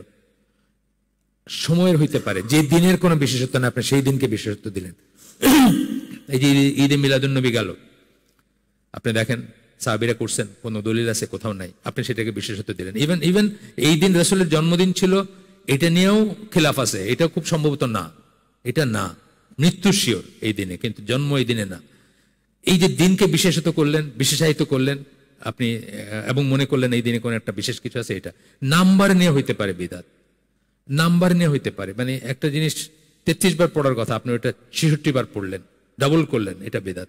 এই ধরনের ব্যাপার আছে, অনেক কিছু বিদাতের অনেক ব্যাপ্তি আছে। যে জিনিসটা যে ইম্পর্টেন্স, তার চেয়ে বেশি ইম্পর্টেন্স দিলেন। টুপি পরার ব্যাপারটা ধরেন, টুপি পরাটা একটা আদতের সুন্নাহ, পড়লেন, ফাইন, ভালো কথা, রসুলকে ভালোবেসে পড়ছেন। আমি পড়লাম না, আপনি আমাকে বললেন যে আপনি এটা কি করলেন, মানে আপনি এটাকে যতটুকু গুরুত্ব দেওয়ার তার চেয়ে বেশি গুরুত্ব দিলেন। আপনি ধরে নিলেন টুপি ছাড়া নামাজ হবে না, অথবা টুপি না পড়লে একজন মানুষ পায়াস না, বা সে না, তখনই আপনাকে বেশি গুরুত্ব দিলেন, ইত্যাদি। যাই হোক, আমাদের বিদাত নিয়ে আমরা অনেক আলোচনা করছি, 3, 4, 5টা হালাকা করছি, এখানে আমরা ওইটাতে যাব না। শাহাদা মানে প্রাথমিক কথা হলো সাক্ষী। আর আমরা যখন শাহাদা বলি, ইসলামী পরিভাষায় শাহাদা বলি, তখন কি বুঝি? যে আশহাদু আল্লা ইলাহা ইল্লাল্লাহ ওয়া আশহাদু আন্না মুহাম্মাদান আবদুহু ওয়া রাসূলুহু, এটার শাহাদা গ্রহণ করা বলি না আমরা। শাহাদা গ্রহণ করছেন, শাহাদা নিছেন, কিন্তু এখানে অ্যাকচুয়ালি শাহাদা যদিও সিঙ্গুলার, কিন্তু অ্যাকচুয়ালি 2টা শাহাদা আছে, 2টা সাক্ষ্য আছে এটার ভিতরে। যে কালেমা আমরা পড়লাম, আমরা কালিমা শাহাদাত বলি আর কি আমাদের বাংলাদেশি ভাষায়। তো তো এমনিতে আমরা শাহাদা বলি, এখানে শাহাদাতে শাহাদাতানি বা শাহাদাতাইন বলবো আমরা। দুইটা সাক্ষী আছে এখানে, মানে অ্যান্ড দিয়া, মাঝখানে অ্যান্ড দিয়ে দুইটা সাক্ষী আছে। মুজতাহিদ, যিনি ইজতিহাদ করতে সক্ষম। ইজতিহাদের প্রথম মানে হচ্ছে পরিশ্রম, আর দ্বিতীয় মানে হচ্ছে মানে পরিভাষাগত মানে ইসলামী পরিভাষা যখন ইজতিহাদ বলি তখন যিনি মেহনত করে কোরআন হাদিস ঘেটে ফিক বের করতে পারেন, ফতোয়া বের করতে পারেন, রুলিং বের করতে পারেন, সেই কাজটাকে আমরা ইজতিহাদ বলি। আর যিনি করতে পারেন তাকে আমরা বলি মুজতাহিদ। অনেক সময় আমরা বলি মুজতাহিদ আলেম, বলি না আমরা? আচ্ছা, তাগুত, তাগুত হচ্ছে আল্লাহ ছাড়া যা কিছু ইবাদত করা হয় সেটা হচ্ছে তাগুত। কোরআনে তাগুতের এই অর্থে আসছে, কিন্তু বাই এক্সটেনশন তাগুত কথাটা আসছে তাগা শব্দ থেকে। তাগা মানে হচ্ছে সে সীমা লঙ্ঘন করেছিল। এটা যে কোনো ধরনের সীমা লঙ্ঘনকে তাগুত যে করে তাকে তাগুত বলা যেতে পারে। স্পেসিফিক্যালি বলা হয় যে আল্লাহর যে রিলম, আল্লাহর যে ক্ষেত্র, সেখানে যে ইন্টারফেয়ার করে, অর্থাৎ যে ধরেন আইন, আল্লাহর আইন পরিবর্তন করে বা আল্লাহর আইনের জায়গায় নিজের আইন রচনা করে বলে যে এটা মানতে হবে, আল্লাহর আইনকে রিপ্লেস করে এটা মানতে হবে। অথবা যে জাদুর মানে ভবিষ্যৎ দ্রষ্টা, ভবিষ্যৎ আল্লাহর রিলম না, আল্লাহর ব্যাপার। ভবিষ্যৎ মানে অদৃশ্য, যেটাকে আমরা বলি অদৃশ্য, যেটা গায়েব যেটাকে বলি আমরা, সে গায়েব জানে বলে গণক টনক আছে না, এরা হচ্ছে তাগুত। তো এরকম পাঁচটা শ্রেণীর তাগুত আছে। যাই হোক, সেটা আমাদের কিন্তু প্রথম অর্থ হচ্ছে আল্লাহ ছাড়া যা কিছুর ইবাদত করা হয়, আমরা এটাকে প্রথমে জানবো। সালাফ বারবার আসবে কথাটা, আগে আসছে আবার আসছে। পূর্বপুরুষ, প্রাথমিক কথা হচ্ছে আমাদের পূর্বপুরুষ যারা, আমাদের মুরব্বী যারা, অ্যানসেস্টর যারা। আমরা যখন ইসলামী পরিভাষায় সালাফ বলি তখন কাদেরকে বলি? প্রথম 3 জেনারেশন মেইনলি বলি, সাহাবি, তাবেই, তাবে এবং তাদের হুবহু তাদের আকীদা মানহাজের উপর যারা আছেন তাদেরকেও বলি। এই মেথোডোলজি যারা ফলো করেন তাদেরকে আমরা সালাফি বলি। তবে আমরা নিজেদেরকে সালাফি ক্লেম করব না, এটা মানে পরিচয় হিসাবে করতে পারি, কিন্তু গর্ব হিসাবে, দল হিসাবে, ফুটানি হিসাবে করব না। পরিচয় হিসাবে করতে পারি যে আপনি কোন আকীদা মানহাজ ফলো করেন, আমি সালাফি মানহাজ ফলো করি, আচ্ছা ঠিক আছে, এটা দেখতে কিছু বুঝলাম, কিন্তু ফুটানি দেখাইতে গিয়ে বলবো না কখনো, বা করতে গিয়ে বলবো না। আচ্ছা, ইসলামের প্রথম 3 প্রজন্ম বলছেন এখানে, আমি যা বললাম সেটাই বলছেন। মুতাওয়াত্তির হাদিস, ওই হাদিসকে বলা হয় যা অনেকের বর্ণনায় এমনভাবে এসেছে যে অনেকে বর্ণনা করছেন যে এটা অকল্পনীয় যে তারা সকলেই একই ভুল করে থাকবেন অথবা সকলেই মিথ্যা বলবেন। যে হাদিসটা অনেকের সূত্রে আসছে, তাহলে হয় সবাই ভুল করতে হবে না সবাই মিথ্যা বলতে হবে, এরকম এটা অসম্ভব ব্যাপার। সুতরাং ওইটাকে আমরা মুতাওয়াত্তির হাদিস বলি। এবং কোরআন হচ্ছে কিন্তু মুতাওয়াত্তির হাদিস। কোন সেন্সে? কোরআন যে কোরআন আপনি কোথায় জানছেন? কে বলছে কোরআন যে কোরআন? কোরআন যে কোরআন আর হাদিস কুদসি যে কোরআন না, এটা কে বলছে আপনাকে? রাসূল সাল্লাল্লাহু আলাইহি ওয়াসাল্লাম বলছেন, তাই না? তাই তো কোরআনীয়দের এগেইনস্টে প্রথম একেবারে মানে ইয়র্কার হচ্ছে এটা আপনার, যে কোরআন যে কোরআন এটা তুমি জানছো কই থেকে? দেখেন কি বলে, কোরআন যে কোরআন এটা জানছি কই থেকে? সুন্নাত থেকে জানছি, হাদিস থেকে জানছি, আল্লাহ রাসূল বলছেন দেখে জানছি যে এটা কোরআন, নাইলে আমি জানতাম না এটা কোরআন, তাই না? উনি বলছেন এটা কোরআন, এটা হাদিস কুদসি, বাস আমি এটাকে কোরআন, এটা তেলাওয়াত করি, ওয়াহি মাতলু, ওটা ওয়াহি গায়র মাতলু, আমি তেলাওয়াত করি না, তাই না? উনি বলছেন দেখে তো ডিফারেন্ট। এবং কোরআন মুতাওয়াত্তির হাদিস, কারণ বহু সূত্রে আসছে। কোরআনের এইগুলো যখন কালেক্ট করছেন তখন বহু সূত্র থেকে কালেক্ট করা হয়েছে, সাহাবীদের ডেসক্রিপশন থেকে, আমি এই দিন বসেছিলাম, এটা নাজিল হইলো, আমি এরকম শুনলাম, আল্লাহ রাসূল আমাকে শিখাইলেন, আল্লাহ রাসূল আমাকে লিখতে বললেন, এন্ড সো অন, যেগুলো আসছে মুতাওয়াত্তির হাদিস। তো প্রথম কোরআন, যখন কোরআন অনলি বলে যে কোরআন মানবা হাদিস মানবা, তো তোমার কোরআনের এক্সিস্টেন্সই তো নাই, তুমি কোরআন কোনটা, আমার কোরআন করতে পাইছো বলো দেখি আমারে। হ্যাঁ, এটা জেনে রাখবেন আর কি। মানে এটা যে প্রাইমারি একটাই, হয়তো তাদেরও কোনো একটা বড় থিওরি মারবে আপনার ওইখানে, তারপরেও শরিয়া বলতে ইসলামী আইনও বুঝি আমরা, অথবা গোটা ইসলামকেও বুঝি আমরা। শরিয়া ল যখন বলবো তখন ইসলামী আইন বুঝবো, আর শুধু শরিয়া যদি বলি আমরা গোটা ইসলামকে বোঝাইছো, ঠিক আছে? আচ্ছা, ফিক, যে শাস্ত্রে কোনো একটা কাজের বা আমলের মূল্যায়ন করা হয়, কাজটা ফরজ, ওয়াজিব, মুস্তাহাব, মানদুব, মুবাহ, মাকরু বা হারাম, যে শ্রেণীরই হোক না কেন। এই যে বললাম, হুজুরের কাছে গেলাম, গিয়ে বললাম আমি তো লুঙ্গিতে চেঞ্জ করে নেই, আপনার নামাজ হয় নাই বা আপনার নামাজ হয়েছে। অ্যাকচুয়ালি মানে আপনি যদি অজান্তে আপনার কাপড়ে কোনো অপবিত্রতা থাকে, জানেন না আপনি, তাহলে আর নামাজ দোহরাইতে হয় না, নামাজ হয়ে যায়। দলিল হইল রাসূল সাল্লাল্লাহু আলাইহি ওয়াসাল্লামের জুতার নিচেই ছিল, ময়লা ছিল, জুতা খুলে রাখছেন, কিন্তু সেই নামাজ আর রিপিট করেন নাই, মানে যেটুকু পড়ছেন সেটা কিন্তু আর রিপিট করেন না, এটা হচ্ছে দলিল। সুতরাং অজান্তে থাকলে আপনাকে আর রিপিট করতে হবে না। যদি কাপড়ে ময়লা থাকে বা এই ধরনের কিছু। আপনি অজু করেন না, সেটা অবশ্যই রিপিট করতে হবে, অজু ছাড়া তো কোনো নামাজ হবে না, কিন্তু কাপড়েরটা বলতেছি। আচ্ছা, আরো সহজভাবে বোঝাতে পারতাম, আমরা এটা বলতে পারতাম যে শাস্ত্রের উপর ভিত্তি করে ফতোয়া, এই যে একটু আগে বললাম না, ফতোয়া বা মতামত দেয়া হয়ে থাকে। বাস্তব জীবনে আমরা যখন এমন কোনো সমস্যায় বা অবস্থায় পড়ি যা ইতিপূর্বে আমাদের কাছে অজানা ছিল, আমার লাইফে এই ঘটনাটা ঘটে নাই, নতুন একটা জিনিস, তাই না? তখন ওই অবস্থায় আমাদের জন্য কি করণীয় তা জানতে আমরা এই শাস্ত্রের পণ্ডিত্যের স্বর্ণাপন্ন হই। আমাদের পণ্ডিতের ভিতর ডক্টর সাইফুল্লাহ হচ্ছে ফিকে পিএইচডি, উনি হচ্ছেন ফিকে পিএইচডি, আর মঞ্জুর ভাই হচ্ছেন উসুল ফিকে পিএইচডি, ডক্টর আবু বকর জাকারিয়া হচ্ছেন আকিদায় পিএইচডি। জাস্ট আমি ইসের জন্য বললাম, আপনার জানার জন্য বললাম। হাদিস আবারও আসবে, ডেফিনেশন আসবে, কিন্তু আমি জাস্ট গ্লসারিতে যতটুকু জানা দরকার ততটুকু বলতেছি। হাদিস পরিভাষিকভাবে কি? একটা হাদিস হচ্ছে মূলত রাসূল সাল্লাল্লাহু আলাইহি ওয়াসাল্লামের যে কোনো বর্ণনা, তার কথা, তার কাজ এবং নীরব সম্মতি, আচরণ, শারীরিক বৈশিষ্ট্য অথবা জীবন বৃত্তান্ত সংক্রান্ত যে কোনো বর্ণনা হচ্ছে হাদিস। যেই জন্য বললাম যে হাদিস শাস্ত্রবিদদের কাছে তার নবুয়তের আগের জিনিসগুলোও তাদের ফিল্ড, তাদের ইন্টারেস্টের ব্যাপার, কারণ ওইগুলোও হাদিস বলবেন তারা, বা ওইগুলোও বলবেন যে আল্লাহ রসুলের লাইফ সম্বন্ধে এইটা, উনি এরকম ছিলেন, ওনার শারীরিক বৈশিষ্ট্য এরকম ছিল, উনি দেখতে এরকম ছিলেন, এই কাপড় পরতেন, এইসব বর্ণনাগুলো আসবে। আচ্ছা, এরপরে এগুলো আমরা ডিটেলসে পড়বো, মানে আরো স্কলারলি নিয়ে পড়বো, কিন্তু আপাতত জাস্ট গ্লসারিতে যদ্দূর জানা। সহিহ হাদিস কি? পরীক্ষিত গ্রহণযোগ্য শুদ্ধ হাদিস। পরীক্ষিত এবং গ্রহণযোগ্য, অ্যাকসেপ্টেবল কিন্তু একটা ব্যাপার। কোন হাদিস গ্রহণযোগ্য এবং কোনটার উপর, যেগুলো গ্রহণযোগ্য দুইটা পর্যায়ে আছে, একটা সহিহ একটা হাসান, এই দুইটার উপর ভিত্তি করে আইন প্রণয়ন করা যাবে, মানে আসবে, পরে আসবে। যে পরীক্ষিত গ্রহণযোগ্য শুদ্ধ হাদিস যা শুদ্ধতার সকল শর্ত পূরণ করে, শুদ্ধতার যত সহিহ হওয়ার যত শর্ত সেগুলো পূরণ করে, এই শ্রেণীর হাদিস ইসলামী আইনের ভিত্তি হিসাবে নেওয়া হয়। এটাকে এই যে কর্তৃত্ব হিসাবে, এটার অথরিটি আছে, এটাকে উসুল ফিক যারা বা উসুলি যারা, তারা এটাকে ইসলামের আইনের ভিত্তি হিসাবে নেবেন। হাসান হাদিস, এটাও পরীক্ষিত ভালো হাদিস, কিন্তু সহিহ হাদিসের মতো শক্তিশালী নয়। এটা নিয়ে আমরা ডিটেইলস পড়বো পরে, আজকে শুধু এইটুকুই জেনে রাখেন। জয়ীফ হাদিস সহিহ বা হাসান হাদিস হবার শর্তগুলো পূরণ করে না, মানে 5টা শর্ত আমরা পরে দেখব, 5টা শর্ত আছে, সেটা পূরণ করে না। আচ্ছা, সরাসরি ইসলাম বিরোধী কোনো ব্যাপার না থাকলে এবং এর সমর্থনে অন্যান্য পর্যাপ্ত সাক্ষ্য প্রমাণ থাকলে, যেমন কিছু দুর্বলতা সহ অনেকে বর্ণনা করছেন, কিন্তু একটু দুর্বলতা আছে, এই শ্রেণীর হাদিসকে হাসান পর্যায়ে উন্নীত করা যেতে পারে। একটা দুর্বল হাদিস অনেকে বর্ণনা করেন এবং ইসলাম বিরুদ্ধে কিছু নাই বা অন্য কোনো হাদিসের সাথে কন্ট্রাডিকশন নাই, তখন সেটা হাসান পর্যায়ে উন্নীত হইতে পারে। এটা জেনে রাখেন, জাস্ট পরে আমরা দেখব। জয়ীফ জিদ্দান, অত্যন্ত দুর্বল, যেটা খুবই দুর্বল হাদিস, এটা কখনোই হাসান পর্যায়ে উন্নীত করা যাবে না। আচ্ছা, তারপরে হচ্ছে মওদু কিন্তু হাদিসই না, আসলে মওদু হচ্ছে হাদিসই না, সেটা হচ্ছে বানোয়াট জিনিস। জাল হাদিস বলে চালিয়ে দেওয়া এমন একটি বর্ণনা যা কিনা সূত্র ধরে পেছনে গেলে একজন জালকারী পর্যন্ত পৌঁছায়, মানে কে করছে এটা পাবেন আপনি, কে জাল করছে এটা, সেরকম। হাদিসের আলোচনা করতে গিয়ে অনেক স্কলারই এই শ্রেণীর বর্ণনাকে হাদিস বলেই গণ্য করেন না, মানে হাদিস বলে বলবেনই না, কিন্তু আমরা বলবো কেন, মানুষ এটাকে হাদিস জানে। জ্ঞান অর্জনের জন্য প্রয়োজনে চীন পর্যন্ত যাও, এটা হলো একটা জাল হাদিস। হ্যাঁ, তারপরে এরকম আরো আছে।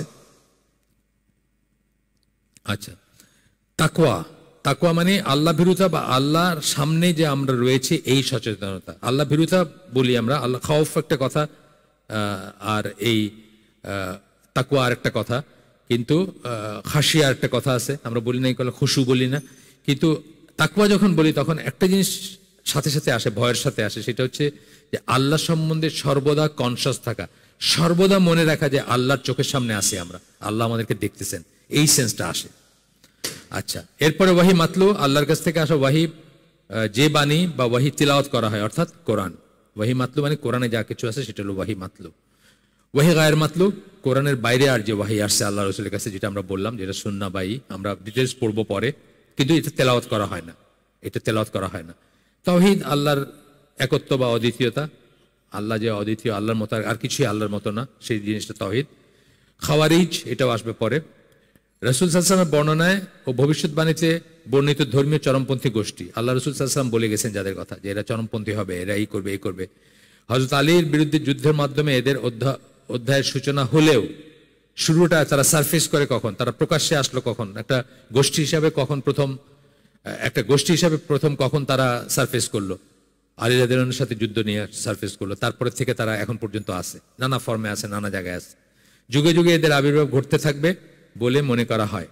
জিন্দিক, এটা খুব ইম্পর্টেন্ট একটা টার্ম, জিন্দিক। আমি এখানে বলছি আগে, কিন্তু খুব ইম্পর্টেন্ট টার্ম। ইসলামের বিরুদ্ধে বিদ্রোহকারী, যারা মুসলিমদের মাঝে ছদ্মবেশে থেকে ভিতর থেকে ইসলামকে ধ্বংস করতে চায়। সে আসলে মুসলিমই না, অথবা সে বিদ্রোহ করছে, মুসলিম ছিল কিন্তু আর মুসলিম নাই, কিন্তু সে মুসলিমদের ভিতর থেকে ইসলামকে ধ্বংস করতে চায়, মুসলিম পরিচয়। যেমন আব্দুল্লাহ বিন সাবা, যিনি ইসেদের এই শিয়াদের ফোরফাদার, তাকে ধরা হয় জিন্দিক। মানে জিন্দিক বলে প্রথমেই এটা মাথায় আসে আর কি। আচ্ছা, তিজারা, ব্যবসা, আপনারা জানেন, অনেকে জানেন। তাওয়াক্কুল, কোনো কিছুর উপর ভরসা করা বা কোনো কিছুর উপর আস্থা করা। আমরা যখন মুসলিমরা তাওয়াক্কুল বলি তখন আল্লাহর উপর বলি, তাওয়াক্কাল তো আলাল্লাহ বলি, কিন্তু আমরা করি না, মানে হয়তো পুরাটা না বলে অনেক সময় তাওয়াক্কুল বলি আমরা, কিন্তু আল্লাহর উপর ভরসাটাই বোঝাই, কিন্তু জেনারেলি এটা যে কোনো ভরসার হতে পারে। ফিতরা, ফিতরা হচ্ছে সহজাত প্রবণতা, মানে ধরেন আল্লাহ আমাদের ভিতর, যেমন আমরা যদি ফিতরের উপর থাকতাম আমরা সবাই মুসলিম হইতাম, সবাই মুসলিম হওয়ার কথা, কিন্তু বাবা মা তাদেরকে ইহুদি বা খ্রিস্টান বানায়, হাদিসে আসছে। তো এটা হচ্ছে ফিতরা, সহজাত প্রবণতা। আপনাদেরকে বলছে যে একটা দ্বীপের ভিতরে মানে জাহাজ ভেঙে চলে যাওয়া, হাই ইবন ইয়াকজান, একটা গল্প আছে, 1100 শতাব্দীর লেখা গল্প আর কি, 1100 বা 1000 সামথিং এর লেখা, এখন থেকে 1000 বছর আগের লেখা গল্প, বা 1200 বছর আগের লেখা গল্প। তো সেই গল্পতে কি বলছেন, যে একটা দ্বীপে গিয়ে পড়ে একটা বাচ্চা ছেলে, তারপরে সে ওইখান থেকে, মানে ফিতরাত থেকে সে বোঝে যে আল্লাহ আছেন, এই সব কেউ সৃষ্টি করছেন, এমনি এমনি হয় নাই, মানে এই জিনিসগুলো সবারই বোঝার কথা, কিন্তু আমরা সেই সময়টা আল্লাহকে দেই না, সেই সময়টা চিন্তা করি না। এই জন্য আমাদের ভিতর নাস্তিক, কাফের বা মুরতাদ বা আপনার কি বলে অ্যাগনোস্টিক এদের জন্ম হয়। সাকিনা মানে প্রশান্তি, সাকিনা কথার মানে হচ্ছে প্রশান্তি। কোরআনে বহুবার আসছে, আমরা এখানেও পাবো হয়তো। মতন হচ্ছে হাদিসের টেক্সটটা, বক্তব্যটা। সনদ হইল কয়টা এসে আসছে, মানে কয়জনের কার কার মাধ্যমে আসছে, সেটা হলো সনদ, ইসনাদ বলি আমরা। আর মতন বলি টেক্সট, যেটা দুইটা, এখানে 5টা পয়েন্ট যদি ধরা হয় তাহলে 3 পয়েন্ট দেওয়া হয় সনদটা কারেক্ট হতে, আর 2 পয়েন্ট দেওয়া হয় মতনটা, মানে মানে ইসের ব্যাপারে, মানে গুরুত্বের ব্যাপারে, বা সহিহ হাদিস যখন বিবেচনা করা হচ্ছে তখন গুরুত্বর ব্যাপার হচ্ছে সনদটা হচ্ছে 3 পয়েন্ট, আর মতনটা হচ্ছে 2 পয়েন্ট আজকে। আচ্ছা, মিলাদ জন্মদিন, জন্মকাল বা জন্ম তারিখ। নাজাসা অপবিত্রতা। দিন, দিন বলি আমরা কথাটা, আমরা অনেক সময় কিন্তু বলি না, রিলিজিয়ান বলি না, ধর্ম বলি না, দিন বলি আমরা। কেন বলি দিন? দিন হচ্ছে একটি নির্দিষ্ট ব্যবস্থার নিয়ম কানুন ও সেসবের অনুশীলনের প্রতি কারো আত্মসমর্পণ, আনুগত্য। আমাদের একটা লাইফ, পুরো একটা জীবন ব্যবস্থা কিন্তু আমাদেরটা, এই জন্য আমরা এটাকে দিন বলি, রিলিজিয়ান বলি না। রিলিজিয়ান বললে কয়েকটা উঠা বসা করলেন, নামাজ পড়লেন বা শেষ হয়ে যায়, তো আমাদের সেটা না। কিন্তু সকালে ঘুম থেকে ওঠার থেকে শুরু করে রাত্রে আবার ঘুমাইতে যাবেন, প্রতিটি ক্ষেত্রে প্রতিটি ব্যাপারে ইসলামের সে আছে, ইসলামের দিক নির্দেশনা আছে, ইসলামের কোনো একটা কিছু বলার আছে। সেইটা সহকারে যখন পালন করবেন তখন আপনার গোটা জীবন ব্যবস্থা, ওয়ে অফ লাইফ যেটা আমরা বলি, সেই জন্য আমরা এটাকে দিন বলি। সেটার কাছে আত্মসমর্পণ এবং অনুগত থাকবে আপনার। দিনের শব্দগত অর্থ হচ্ছে ঋণ, দেন থেকে আসছে আর কি। আমরা বলি দেন, দেন দেন বলি না আমরা, দেন বলি না, একটা কথা দেনা বলি না, সেইখান থেকে আসছে। ঋণ বা দুটি পক্ষের মাঝে একটা দেয়া নেয়ার সম্পর্ক। ইসলামী পরিভাষায় যে সম্পর্কটি হচ্ছে সৃষ্টিকর্তা ও তার সৃষ্টির মাঝে, সৃষ্টিকর্তার আর আপনার মাঝে সম্পর্ক। আপনার উপর সৃষ্টিকর্তার হক কি? শিরক মুক্তভাবে আপনি তার ইবাদত করবেন, এই জন্য আপনাকে সৃষ্টি করা হয়েছে, তাই না? এই যে সম্পর্ক, একটা গিভ অ্যান্ড টেক, বিনিময়ে উনি কি দিবেন? আপনাকে জান্নাত দিবেন যদি আপনি করতে পারেন সেটা। তাইলে এই যে ব্যাপারটা, এই যে ট্রানজেকশনটা, দেনা পাওনা ট্রানজেকশন, এই সেন্সটা আর কি। কোরআনে আল্লাহ বলেন যে নিশ্চিতভাবে ইসলামী হচ্ছে আল্লাহর সাথে সম্পর্কযুক্ত একমাত্র জীবনধারা বা দিন। ইসলামী হচ্ছে একমাত্র দিন। এটা কিন্তু একটা আকিদা পয়েন্ট। কেউ যদি মনে করে ইহুদি খ্রিস্টানরাও ঠিক আছে বা তাদের মতো করে তারা ঠিক আছে, আমাদের মতো করে আমরা ঠিক, সে কিন্তু টেকনিক্যালি মুসলিমই না। কারণ আমরা ঈমান বিনষ্টকারী বিষয়ের 3 নম্বর পয়েন্ট হচ্ছে কাফেরদেরকে যে কাফের মনে না করে। আমরা খুব সাবধান থাকবো এটা নিয়ে। আমরা অনেক সেকুলার হিউম্যানিস্টরা আমরা অনেক সময় মানবতা দেখাই দিয়ে বলি যে তারা তাদের মতো ঠিক আছে, আমরা আমাদের মতো ঠিক আছি। এই জিনিসটা কিন্তু ঠিক না। আচ্ছা, আমরা এখন গ্লসারিটা শেষ করছি। আমরা এখানে আরেকটা বই থেকে ছোট্ট একটা জিনিস দেখি, আপনাদেরকে জাস্ট মনে রাখতে পারবেন কি আমি জানি না, তবু আমি একটা ছোট্ট জিনিস পড়ার চেষ্টা করি। এই যে এখানে পাইছি, আমি পয়লাই পাই গেছি। এটা খুব সুন্দর করে একজন ডিফাইন করছেন। আপনার ইবন হাজম নাম শুনছেন, এখানে আমি বলছি আগে, স্প্যানিশ স্কলার ছিলেন, অনেক বড় একজন এই ছিলেন, মানে জ্ঞানী গুণী ব্যক্তি ছিলেন। জাহিরি স্কুল অফ থট যেটাকে বলি, জাহিরি মানে লিটারালি যা বুঝবো সেটাই মানবো, তার বাইরে অন্য কোনো ইন্টারপ্রিটেশনে যাব না। এই স্কুলটা এখন বিলুপ্ত হয়ে গেছে, কিন্তু উনি খুব বড় একজন ব্যক্তিত্ব ছিলেন, স্প্যানিশ, এবং পলিম্যাথ ছিলেন। পলিম্যাথ মানে অনেক অনেক ফিল্ডে ওনার এই ছিল, পড়াশোনা ছিল, বা অনেক ফিল্ডে ওনার মানে কি বলে উৎকর্ষ ছিল আর কি। এখানে এই জিনিসটা একবারের জন্য শুনে নেন এবং মনে রাখার চেষ্টা করবেন। শরিয়া যেটাকে আমরা বলি, শরিয়া ল, এখন কিন্তু আইনের কথা আসতেছে, বা ইসলামের আইন কানুনের কথা আসতেছে, ইন ইটস এন্টায়ার, বা ইসলামের কথা আসতেছে, ইসলামও বলতে পারেন আপনি, এখানে ইসলাম সেন্সও আপনি শরিয়ার কথাটা ই করতে পারবেন। শরিয়া in its entirety refers either to obligatory মানে কি ফরজ। শরিয়া যখন আমরা বলতেছি, শরিয়া কি রেফার করে, কোন কোন ক্যাটাগরি, আমরা ক্যাটাগরিগুলো শিখবো, একবার আজকে পড়বো, আমরা শিখবো, দরকার হলে এটা আপনারা ফটোকপি করে নিয়ে যেতে পারেন অথবা মাথায় রাখতে পারেন। প্রথমটা হচ্ছে ফরজ, ফরজ যেটাকে বলি। ফরজ এবং ওয়াজিব জাস্ট ভাষার একটু ডিফারেন্স। রিলিজিয়াস ভাষায় ওয়াজিব কথাটা নাই, ফরজ কথাটা আছে, আর এমনি বর্ণনায় বা ডেইলি লাইফের কথায় ওয়াজিব কথাটা আসছে, কিন্তু আসলে একই জিনিস দুইভাবে বলা আর কি। এখানে ফরজ বলছেন এমন সব কাজ, omission of which constitutes a sin. Omission মানে কি, ত্যাগ করা। ত্যাগ করা মানে গুনাহ, আপনার ত্যাগ করা মানে আপনি গুনাহগার। এমন সব কাজ যেটা ত্যাগ করলে গুনাহগার আপনি, সেটাকে আমরা ফরজ বলি। অর টু ফরবিডেন অ্যাক্টস, হারাম। ফরজের উল্টাটা কি, হারাম। হারাম কি, commission of which constitutes a sin. Commission মানে এটা আপনি করলেন, মানে আপনি একটা গুনাহ কাজ করলেন। হারাম যেটা, এটা করা মানে গুনাহ, আগেরটা ছাড়লে গুনাহ আর এটা করলে গুনাহ। কমিশন অফ ইট, অমিশনের উল্টা কমিশন। খুব সুন্দর করে লিখছেন মোহাম্মদ আসাদের ল্যাঙ্গুয়েজ তো মাশাআল্লাহ, মানে এটা তো অস্বীকার করার কোনো উপায় নেই, খুবই সুন্দর ল্যাঙ্গুয়েজ। মেসেজ অফ দ্য কোরআন একদম মানে দিওয়ানা হয়ে যাওয়ার মতো ল্যাঙ্গুয়েজ, কিন্তু সমস্যা আছে, যারা বুঝে পড়তে পারেন তারা পড়বেন, না হলে ওনার এই তফসিরে সমস্যা আছে। যাই হোক, তো বললেন যে commission of which constitutes a sin গেল। অর থার্ড ক্যাটাগরি বলতেছেন অ্যালাউড।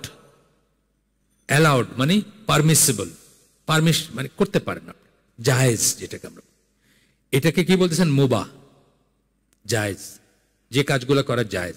একটা বললেন হারাম, আচ্ছা একটা বললেন ফরজ, একটা বলেন হারাম, আর একটা বললেন জায়েজ বা মুবাহ। এই জায়েজের ভিতরে আবার আসতেছে, জায়েজের কথা প্রথমেই বলে ফেললেন। জায়েজ মানে কি, commission or omission of which does not make a man sinner. Commission করলেও আপনার গুনাহগার না, অমিশন ছেড়ে দিলেও আপনাকে গুনাহগার না, তার মানে জায়েজ জিনিস। ফ্যানের বাতাস, গ্লাসে পানি খাওয়া, আপনার সুন্নাহ নামাজ, নফল নামাজ, কমিশন বা অমিশনে গুনাহগার হবেন না। কথাটা বুঝছেন, পড়লে গুনাহগার হবে না, না পড়লেও গুনাহগার হবেন না, এইরকম জিনিসগুলোকে জায়েজ আসতেছে। এই জায়েজের ভিতরে আবার তিনটা ক্যাটাগরি আছে। প্রথমটা হচ্ছে acts which have been recommended, যেগুলা রিকমেন্ড করা হয়েছে, করলে ভালো, প্রশংসনীয় যেগুলা, এগুলো কথা আসবে সব এই বইয়ের ভিতরে, এই জন্য আমরা এটা পড়তেছি আলাদা করে। প্রশংসা, আজকে তো ভূমিকা আমি বলছি পয়লে, আজকে শুধু আমরা বইয়ের ভূমিকাটাই করব। যে কাজগুলো প্রশংসনীয়, মিসওয়াক করবেন, প্রশংসনীয়। আপনি ধরেন সুন্নাত নামাজ পড়লেন মসজিদ, এই মাগরিবের পরে 2 রাকাত, প্রশংসনীয়। আপনি তাহাজ্জুদের নামাজ পড়তেছেন, প্রশংসনীয়। আচ্ছা, তা রিকমেন্ড বলতেছেন মানদুব, meaning that there is merit in doing them, করার ভিতরে সওয়াব আছে বা ভালো ব্যাপার আছে, but no sin in omitting them, কিন্তু আপনি যদি ছেড়ে দেন কোনো গুনাহ নাই। যে জন্য আহলে সুন্নাত জামা কি করে, সমস্ত ইবাদতকে 2 ভাগে ভাগ করে, ফরজ এবং নন ফরজ, ফরজ এবং নন ফরজ। নন ফরজ সবকটাকে ক্যাটাগরাইজ করে নফল বলে, এক কথায় বললে নফল। তার ভিতর ক্যাটাগরি আছে সুন্নাত মুআক্কাদা, সুন্নাত গায়র মুআক্কাদা, বা আরো এটা অনেক ধরনেরই থাকতে পারে। কিন্তু প্রাথমিকভাবে 2টা ভাগ, ফরজ না করলে গুনাহ, করতেই হবে আপনাকে, আর নফল যেটা সেটা করলে ভালো কিন্তু না করলে কোনো গুনাহ নাই, এইভাবে ভাগ করা হয়। যদিও আমাদের দেশের প্রচলিত ফিকে উল্টাটাই বলা হয়, মানে অন্য, কিন্তু এটা না। আপনার একটা হাদিস আছে জানেন না সবাই, আল্লাহ রসুলের কাছে একজন এসে বলছেন, তোমার তোমার প্রভু মানে তোমার রব তোমাকে কি কি করতে বলছেন বলো, মানে আমি সামারিটা বলতেছি। তা আল্লাহ রসুল সব ফরজ কাজগুলো বলছেন, ফরজ ইবাদতগুলো বলছেন। তো উনি বলছেন আমি এর চেয়ে একচুল বেশিও করবো না, একচুল কমও করবো না। বলে যখন চলে যেতেছিলেন আল্লাহ রসুল বলছেন যে জান্নাতের অধিবাসী দেখতে হলে যে দেখানো যাচ্ছে। তার মানে কি আমরা ওইরকম পারফেক্ট হইতে পারবো না, সেই ভয়ে বা সেই বাড়তি ছাড় পাওয়ার, আল্লাহর কাছ থেকে ছাড় পাওয়ার আশায় আমরা সমস্ত কাজগুলো করা উচিত, রিকমেন্ড আল্লাহ রসুল নিজে করছেন। কিন্তু কেউ যদি না করে, একদিন আজকে আপনি দেখলেন মাগরিবের নামাজের পর একদিন ওইটা হাঁটা দিছে, আপনি মনে হয় বেটা আসছে কি করতে আসছে, আমাদের এখানে মন্তব্য করে। কিন্তু আমাদের মসজিদে, আমি যে মসজিদে নামাজ পড়ি, আমরা এশার নামাজের পরে বাইরে হতে চাই, কারণ এশার নামাজের পরে যদি আটকায় যান আপনি, সে তো সুন্নাহ পড়বে, 3 রাকাত বিতির পড়বে, তারপরে আবার 2 রাকাত নফল পড়বে, আপনি আটকায় রইলেন ওইখানে। তার এট দ্য সেম টাইম একটা জিনিস দেখবেন যে বিশাল লম্বা দাঁড়িয়ালা মানুষরা, তার মানে কি এখানে রাত্রের ইবাদতকে সিল করে চলে গেল বাড়ি, তাই না? মানে সে আর তাহাজ্জুদের আশাই রাখে না। তো ওইখানে দেখবেন যেমন বাইরেতে প্রায়ই গ্রাম্বলিং দেখি আমি, যে কি করতে আসে এরা মসজিদে নামাজ পড়তে, সেই দৌড় দেয়, মানে নামাজ শেষ হইতে দৌড় দেয়। অথচ নামাজ শেষ হইতে দৌড় দেয় মানে নামাজের আজানটাতে কিসের কল দেওয়া হয় আপনাকে? ফরজ এবং যে জামাতের নামাজের কল দেওয়া হয়। এবং আপনাদেরকে বলছি যে সুন্নত নামাজ বাড়িতে পড়া সুন্নত, যে জন্য সুন্নত নামাজ নিয়ে অনেক গবেষণা আছে, যে অনেকেই রাসূলকে এই সুন্নতটা মসজিদে পড়তে দেখেন নাই। এটাকে 2 করে 4% না একসাথে 4%, এটা নিয়ে গবেষণা করতে হয়েছে, কারণ কেউ দেখেন নাই কোনোদিন মসজিদে পড়তে। এবং 25 গুণ, আমরা তো বলছি এই যে abdurrahman.org এর একটা দিছি না আমরা, 25 গুণ সওয়াব বেশি যদি আপনি সুন্নত নামাজ বাড়িতে পড়েন। আর একইভাবে আপনি যদি ফরজ নামাজ ইসে পড়েন, তাহলে 25 থেকে 27 গুণ বেশি সওয়াব হচ্ছে মসজিদে যদি পড়েন। ঠিক উল্টাটা আর কি, জানে না, আপনাকে শুধু শুধুই করবে। আচ্ছা যাই হোক, গেল তাহলে প্রথম ক্যাটাগরি আমরা বললাম মানদুব, যেটা করা রিকমেন্ডেড, দাঁত মিসওয়াক থেকে শুরু করে মাগরিবের পরে সালাত এবং যত সুন্নাহ রিকমেন্ডেড সেন্সে যত সুন্নাহ আছে সব আসবে। সেকেন্ড ক্যাটাগরি হলো মাকরু,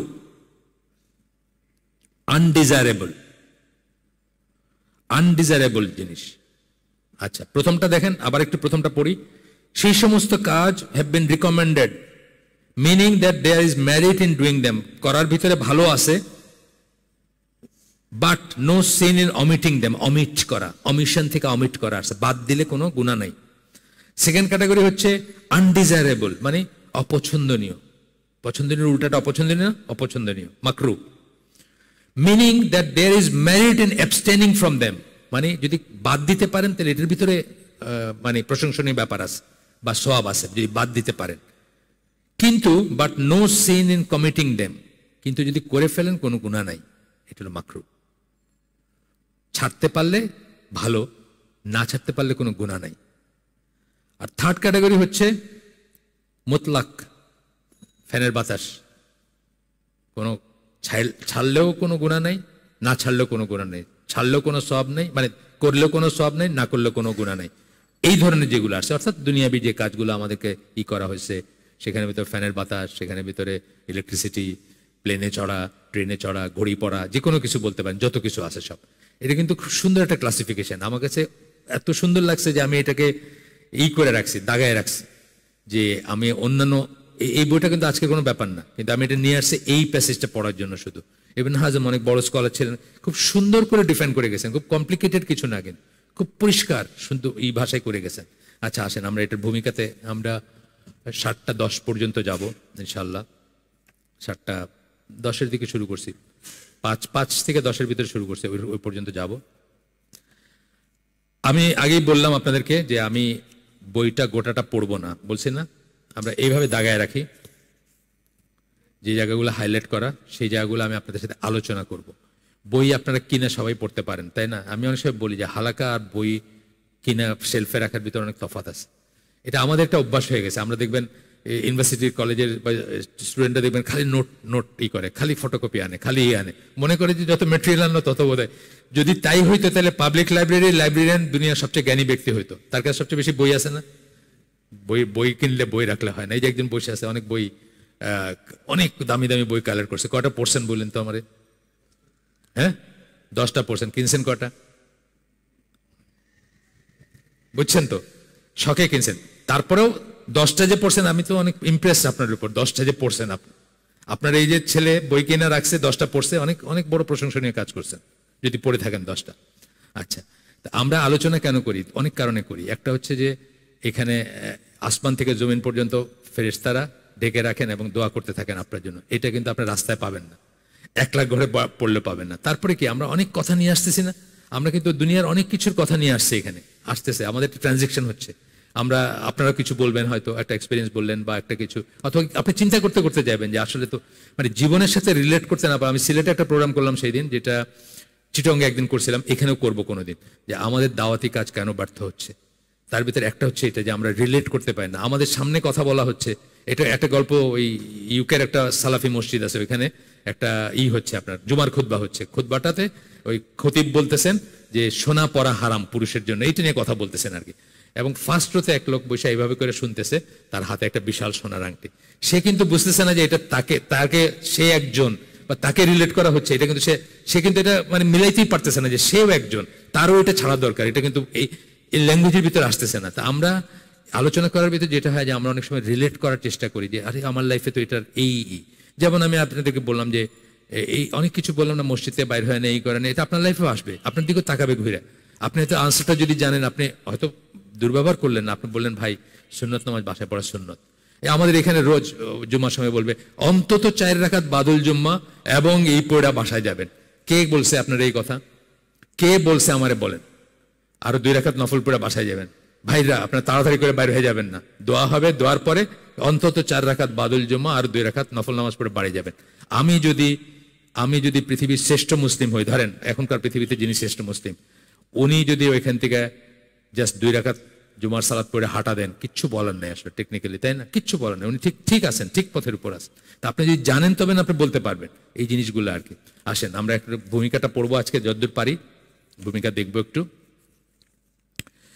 প্রথম কথা হলো এইরকম একটা বইয়ের প্রয়োজনীয়তা কি, কেন দরকার, কেন আমরা আজকে বসছি? কারণ আমাদের দিন সমস্তটা নষ্ট করে দিচ্ছে।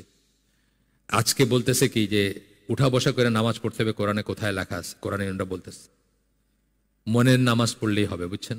মনে মনে নামাজ পড়লেই হয়ে গেল। মনের দাড়ি, মনের পর্দা, সবকিছু মনের হইলেই হলো আর কি। এই পর্দাটা তো কোনো কথাই নাই। পর্দা তো বলতেছে যে দেশে যেটা স্বাভাবিক সেই দেশে সেটা পড়লেই হবে। যেখানে মিনিস্কার্ট ওখানে মিনিস্কার্ট ঠিক আছে, যেখানে শাড়ি ওখানে শাড়ি ঠিক আছে, মানে যে যেভাবে পড়তেছে সেটাই ঠিক আছে। খালি যদি ওই ট্র্যাডিশনের যেখানে আছেন, যে সমাজে, ওই সমাজে যদি এটা স্বাভাবিক হয়, যেমন আমাদের সমাজে মিনিস্কার্ট স্বাভাবিক না, সুতরাং এখানে মিনিস্কার্ট পড়বেন না।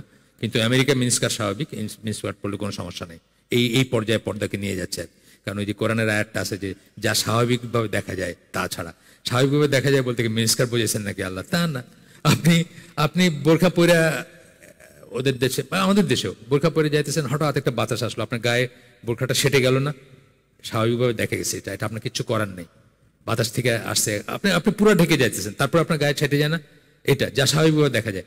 ওরা বলতেছে স্বাভাবিকভাবে দেখা যায় মানে যে দেশে যেটা মিনিস্কার্ট, যে দেশে সেইটা মিনিস্কার্ট, আমাদের এখানে যা হাতা কাটা ব্লাউজ বা ব্লাউজ ছাড়া সেটাই হলো নর্মাল আর কি।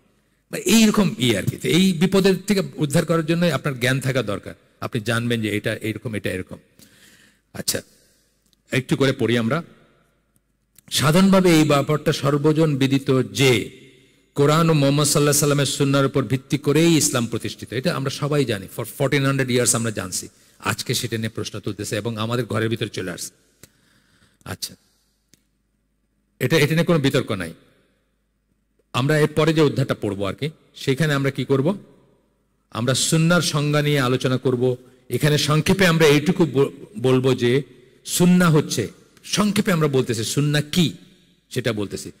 রাসূল সাল্লাল্লাহু আলাইহি ওয়াসাল্লামের জীবনের ধরন, তার জীবনটা কেমন ছিল, কিভাবে খাইছেন, কিভাবে ঘুমাইছেন, কিভাবে ওযু করছেন, কিভাবে সালাত পড়ছেন, কিভাবে হজ করছেন, কিভাবে যাকাত দিছেন, হ্যাঁ, কিভাবে রোজা রাখছেন, সবকিছু তার লাইফের ভিতর, মানে জীবনের ধরন যেটা সেটা। কিন্তু এমন কিছু অবস্থার অবতারণা হয়েছে যে এমন কিছু অবস্থা আসছে যে জন্য সুন্নাহ সম্বন্ধে বিস্তারিত আলোচনা এবং ইসলামের গুরুত্ব নিয়ে লেখার প্রয়োজনীয়তা দেখা দিয়েছে। যেটা বললাম যে আজকে আপনার আমার ছেলেদেরকে, ইয়াং ছেলেদেরকে তারা বোঝাচ্ছে, বিশেষ করে ইয়াংরা এটাতে পড়ে এবং যারা বিদেশে থাকে, কাফের দেশে থাকে, কাফের সাথে উঠা বসা করে, বুঝছেন না? এই কোরআন ছেড়ে দিতে পারলে, কি বলে, সুন্নাহ ছেড়ে দিতে পারলে তো জীবন খুব ইজি হয়ে গেল। দাড়ি রাখার দরকার নাই, টাকনুর উপর কাপড় পরার দরকার নাই, দোস্তাইনের সাথে হাত মেলাইতে কোনো বাধা নাই, বুঝছেন না? যা ইচ্ছা আপনি ওই ওদের সাবওয়েতে যাইতেছেন, আপনার পাশে একটা আধা ন্যাংটা মেয়ে বসলো, কোনো সমস্যা নাই, মানে কোনো কিছুতে কোনো সমস্যা নাই। নামটাও নিয়ে কোনো মানে কিছুই নাই, নাম একে সুন্দর নাম দাও, এগুলো কোথেকে আসছে? সব সুন্নাত থেকে আসছে না? বাচ্চা জন্ম হলে একটা সুন্দর নাম দাও, তার আকিকা করো, সবকিছুই সুন্নাত থেকে আসছে। আল্লাহকে বলছেন নাকি যে সুন্দর নাম দাও ছেড়ে, মানে যে এসেন্সে রসুল বলছেন সেই এসেন্সকে আল্লাহ বলছেন? আচ্ছা, বা কোরআন বলে নেই। আচ্ছা, এখন আমরা পড়বো যে কোন 10 মিনিট, আচ্ছা 10 মিনিট নেবো আমি, জাস্ট 10 মিনিটের ভিতরে শেষ করে দেবো ইনশাল্লাহ, আজকের আয়োজন শেষ করে দেব। কেন ইসলামে যে অবস্থাগুলো সৃষ্টি হয়েছে, যে অবস্থার সৃষ্টি হয়েছে, যে জন্য আমাদেরকে এটা পড়া দরকার, জ্ঞান অর্জন করা দরকার, সেগুলোকে 1 নাম্বার, কোরআনের বিপরীতে সুন্নাহর অবস্থান নিয়ে সংশয় বা ভুল বোঝাবুঝি রয়েছে। সুন্নাহর অবস্থানটা কি হবে? আমরা একটা কথা বলতে শুনি না যে প্রথমে কোরআন দেখবা, না পাইলে তারপর সুন্নাহ। খুব কমন কথা না একটা? না, এটা ঠিক না। আলোচনায় যাওয়ার পয়েন্ট হচ্ছে কোরআন এন্ড সুন্নাহ, কোরআন এবং সুন্নাহ। প্রথমে কোরআন তারপরে সুন্নাহ না, একসাথে আসবে কোরআন এবং সুন্নাহ, আমরা দেখবো পরে।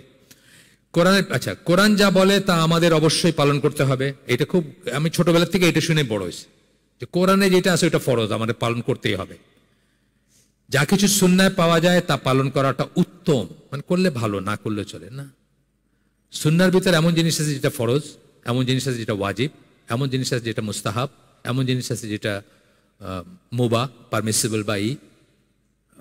বা মুতলাক, মানে সাধারণ জিনিস। খেজুর খাইছেন, এটার কোনো রিলিজিয়াস সিগনিফিকেন্স নাই। ওনাকে ভালোবেসে আমি খেজুর খেতে পারি, কিন্তু খেজুর খাওয়ার ভিতরে ইটসেলফ কোনো সিগনিফিকেন্স নেই। আজওয়ার ভিতর আছে, বলে গেছেন, সেটা আলাদা জিনিস। তো এই ব্যাপারটা তো বলতেছেন যে কোরআনে আমাদের মেন্টালিটিটা কি হয়েছে, কোরআনে যা পাওয়া যায় তা অবশ্যই পালন করতে হবে, কোরআনে যেটা আছে, আর সুন্নায় যেটা পাওয়া যায় তা করাটা উত্তম। এইরকম একটা কথা যে মুসলিমরা বলে থাকেন, তার দৃষ্টান্ত খুঁজে পাওয়া বিরল নয়। আমাদের দেশে দৃষ্টান্ত আছে, আমরাই বলছি এককাল, আমরাই বলছি, তাই না? আমরা বলে বড় হয়েছি, এটা শিখে বড় হয়েছি আমরা। এমনও শোনা যায় যতক্ষণ পর্যন্ত কোরআনে কিছু পাওয়া যাচ্ছে না ততক্ষণ সেটাকে ফরজ বলে মনে করা যাবে না। এটাও শুনে বড় হয়েছি আমরা। কোরআনে যদি না পাওয়া যায় তাহলে এটা ফরজ না, এটা অত্যন্ত ভুল একটা কথা। আল্লাহ রসুল যেটা ইম্পারেটিভ বলছেন, অর্ডার করে ডু ইট করে বলছেন, ওইটাই ফরজ। দাড়ি রাখা যেমন ফরজ, বা জাকাতুল ফিতরা দেওয়া যেমন ফরজ, এরকম অনেক পাবেন আপনি। বা হারাম করছেন গাদার মাংস, ডোমেস্টিক গাদার মাংস খাওয়া আল্লাহ রসুল বলছেন, কোরআনে কোথাও উল্লেখ নাই। বা আরো অনেক কিছু পাবেন আপনি, সেটা আসবে, আপনার পরে বলবো, পরে আসবে। যদি তা কেবল সুন্নায় পাওয়া যায় তবে কেবল এটুকুই বলা যাবে যে তা পালন করা পছন্দনীয়। এটা একটা মিনিং আমরা দেখব। আমরা যখন একটু পড়াশোনার ডিটেলসে যাব, আমরা দেখবো যে 4 ধরনের স্কলার সুন্নাহ বলতে 4টা জিনিস বুঝায় থাকেন। এক শ্রেণীর স্কলারের বক্তব্য হচ্ছে এটা যে একটা ডিসিপ্লিন, মানে ওই যে বললাম ফকি, উসুল ফিক বললাম না, উসুলি, ফকি, মুহাদ্দিস, এগুলো আলাদা আলাদা স্কলার। তো এক শ্রেণীর স্কলার এটা বলবেন যে যেটা রিকমেন্ডেড, যেটা ভালো, যেটা প্রশংসনীয়, সেই সেন্সে বলবেন। এবং কারোর জন্য সেটা পালন করাটা অবশ্যকরীয় নয়। আমরা এই অর্থটাই শুধু জানছি সারা জীবন আমাদের বাংলাদেশে, বা আমরা এই অর্থটাই জানছি। সুন্নাহ বলতে আমরা এটাই বুঝছি যে করাটা প্রশংসনীয়, পছন্দনীয়, কিন্তু এটা করাটা অবশ্যকরণীয় নয় বা না। এটা জেনে বড় হয়েছে আমরা। এই ধরনের ভুল বোঝাবুঝি বা সংশয়ের পেছনে মূল কারণ হচ্ছে এই বাস্তবতা যে এই সংক্রান্ত সংশ্লিষ্ট তথ্য সুন্নাহ শব্দটির ব্যবহার বিধি ওই ব্যক্তির কাছে অস্পষ্টভাবে উপস্থিত হয়েছে, উনি জানেন না স্পষ্টভাবে। 2 নম্বর কারণ, যে জন্য আমরা এই বইটা পড়বো, যে জন্য শিখবো, এটা সময়ের ব্যবধানে এমন দলের উৎপত্তি হয়েছে যারা দাবি করে যে মুসলিমরা সুন্নাহ অনুসরণ করতে বাধ্য নয়। কোরআনিরা বলতেছে না বাধ্য না, কোরআনিরা তো বলতেছেই, মডার্নিস্টরা বলতেছে বাধ্য নয়। কোরআনিরা তো বলতেছে, মডার্নিস্টরা বলতেছে যে না ঠিক আছে, আচ্ছা দাড়ি তো সুন্নাহ, রাখলে ভালো, না চলো, মানে ঠিক আছে, তুমিও ঠিক আছো, রাখাটা ভালো আর কি, বাধ্য না তুমি।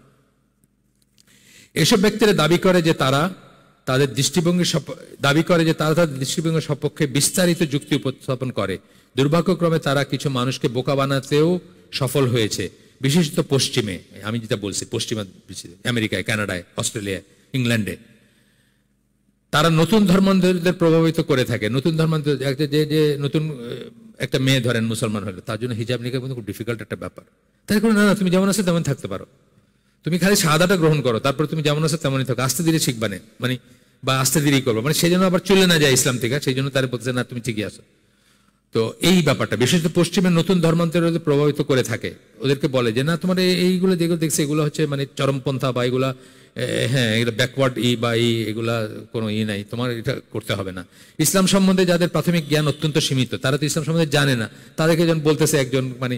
আর একটা জিনিস খুব দুঃখজনক যে যেগুলো মডার্নিস্ট, যেগুলা কোরআনীয়, এগুলোর আবার এক্সপোজার বেশি। কারণ যে কোনো জায়গায় একটা ঘটনা ঘটলে তাদের কাছে মাইক নিয়ে ক্যামেরা নিয়ে হাজির হয়ে গেল। জামালউদ্দিন জারা বজরে খুঁজে পাওয়া মুশকিল। আমাদের দেশে সেম, আমাদের দেশেও যারা মানে ইসলামের কথা কারা বলে মিডিয়াতে, কারা বলে আপনি দেখেন, কারা বলে মিডিয়াতে ইসলামের কথা, মানে যে মানে শুদ্ধভাবে ইসলাম বানান করতে পারবে কিনা আছে সেও ফতোয়া দিয়ে যাচ্ছে। আমরা আগে তো আমরা কি মুসলমান ছিলাম না, আমরা আগে বলতাম আসসালামু আলাইকুম, এখন বলে আসসালামু আলাইকুম। এটা নিয়ে ফতোয়া দিতেছে না, মানে সে ইসলামের কথা বলতেছে, মানে টেলিভিশনে বসে বলতেছে যে আমরা কি মুসলমান ছিলাম না নাকি, আমরা আসসালামু আলাইকুম বলতাম, এখন বলে আসসালামু আলাইকুম। মানে এরা চরমপন্থী, এরা মৌলবাদী, এরা সেটা বলতেছে, তাই না? ইসলামের কথা কারা বলতেছে? এইসব লোকরা বলতে, ওইখানেও এইসব লোকরা বলতেছে।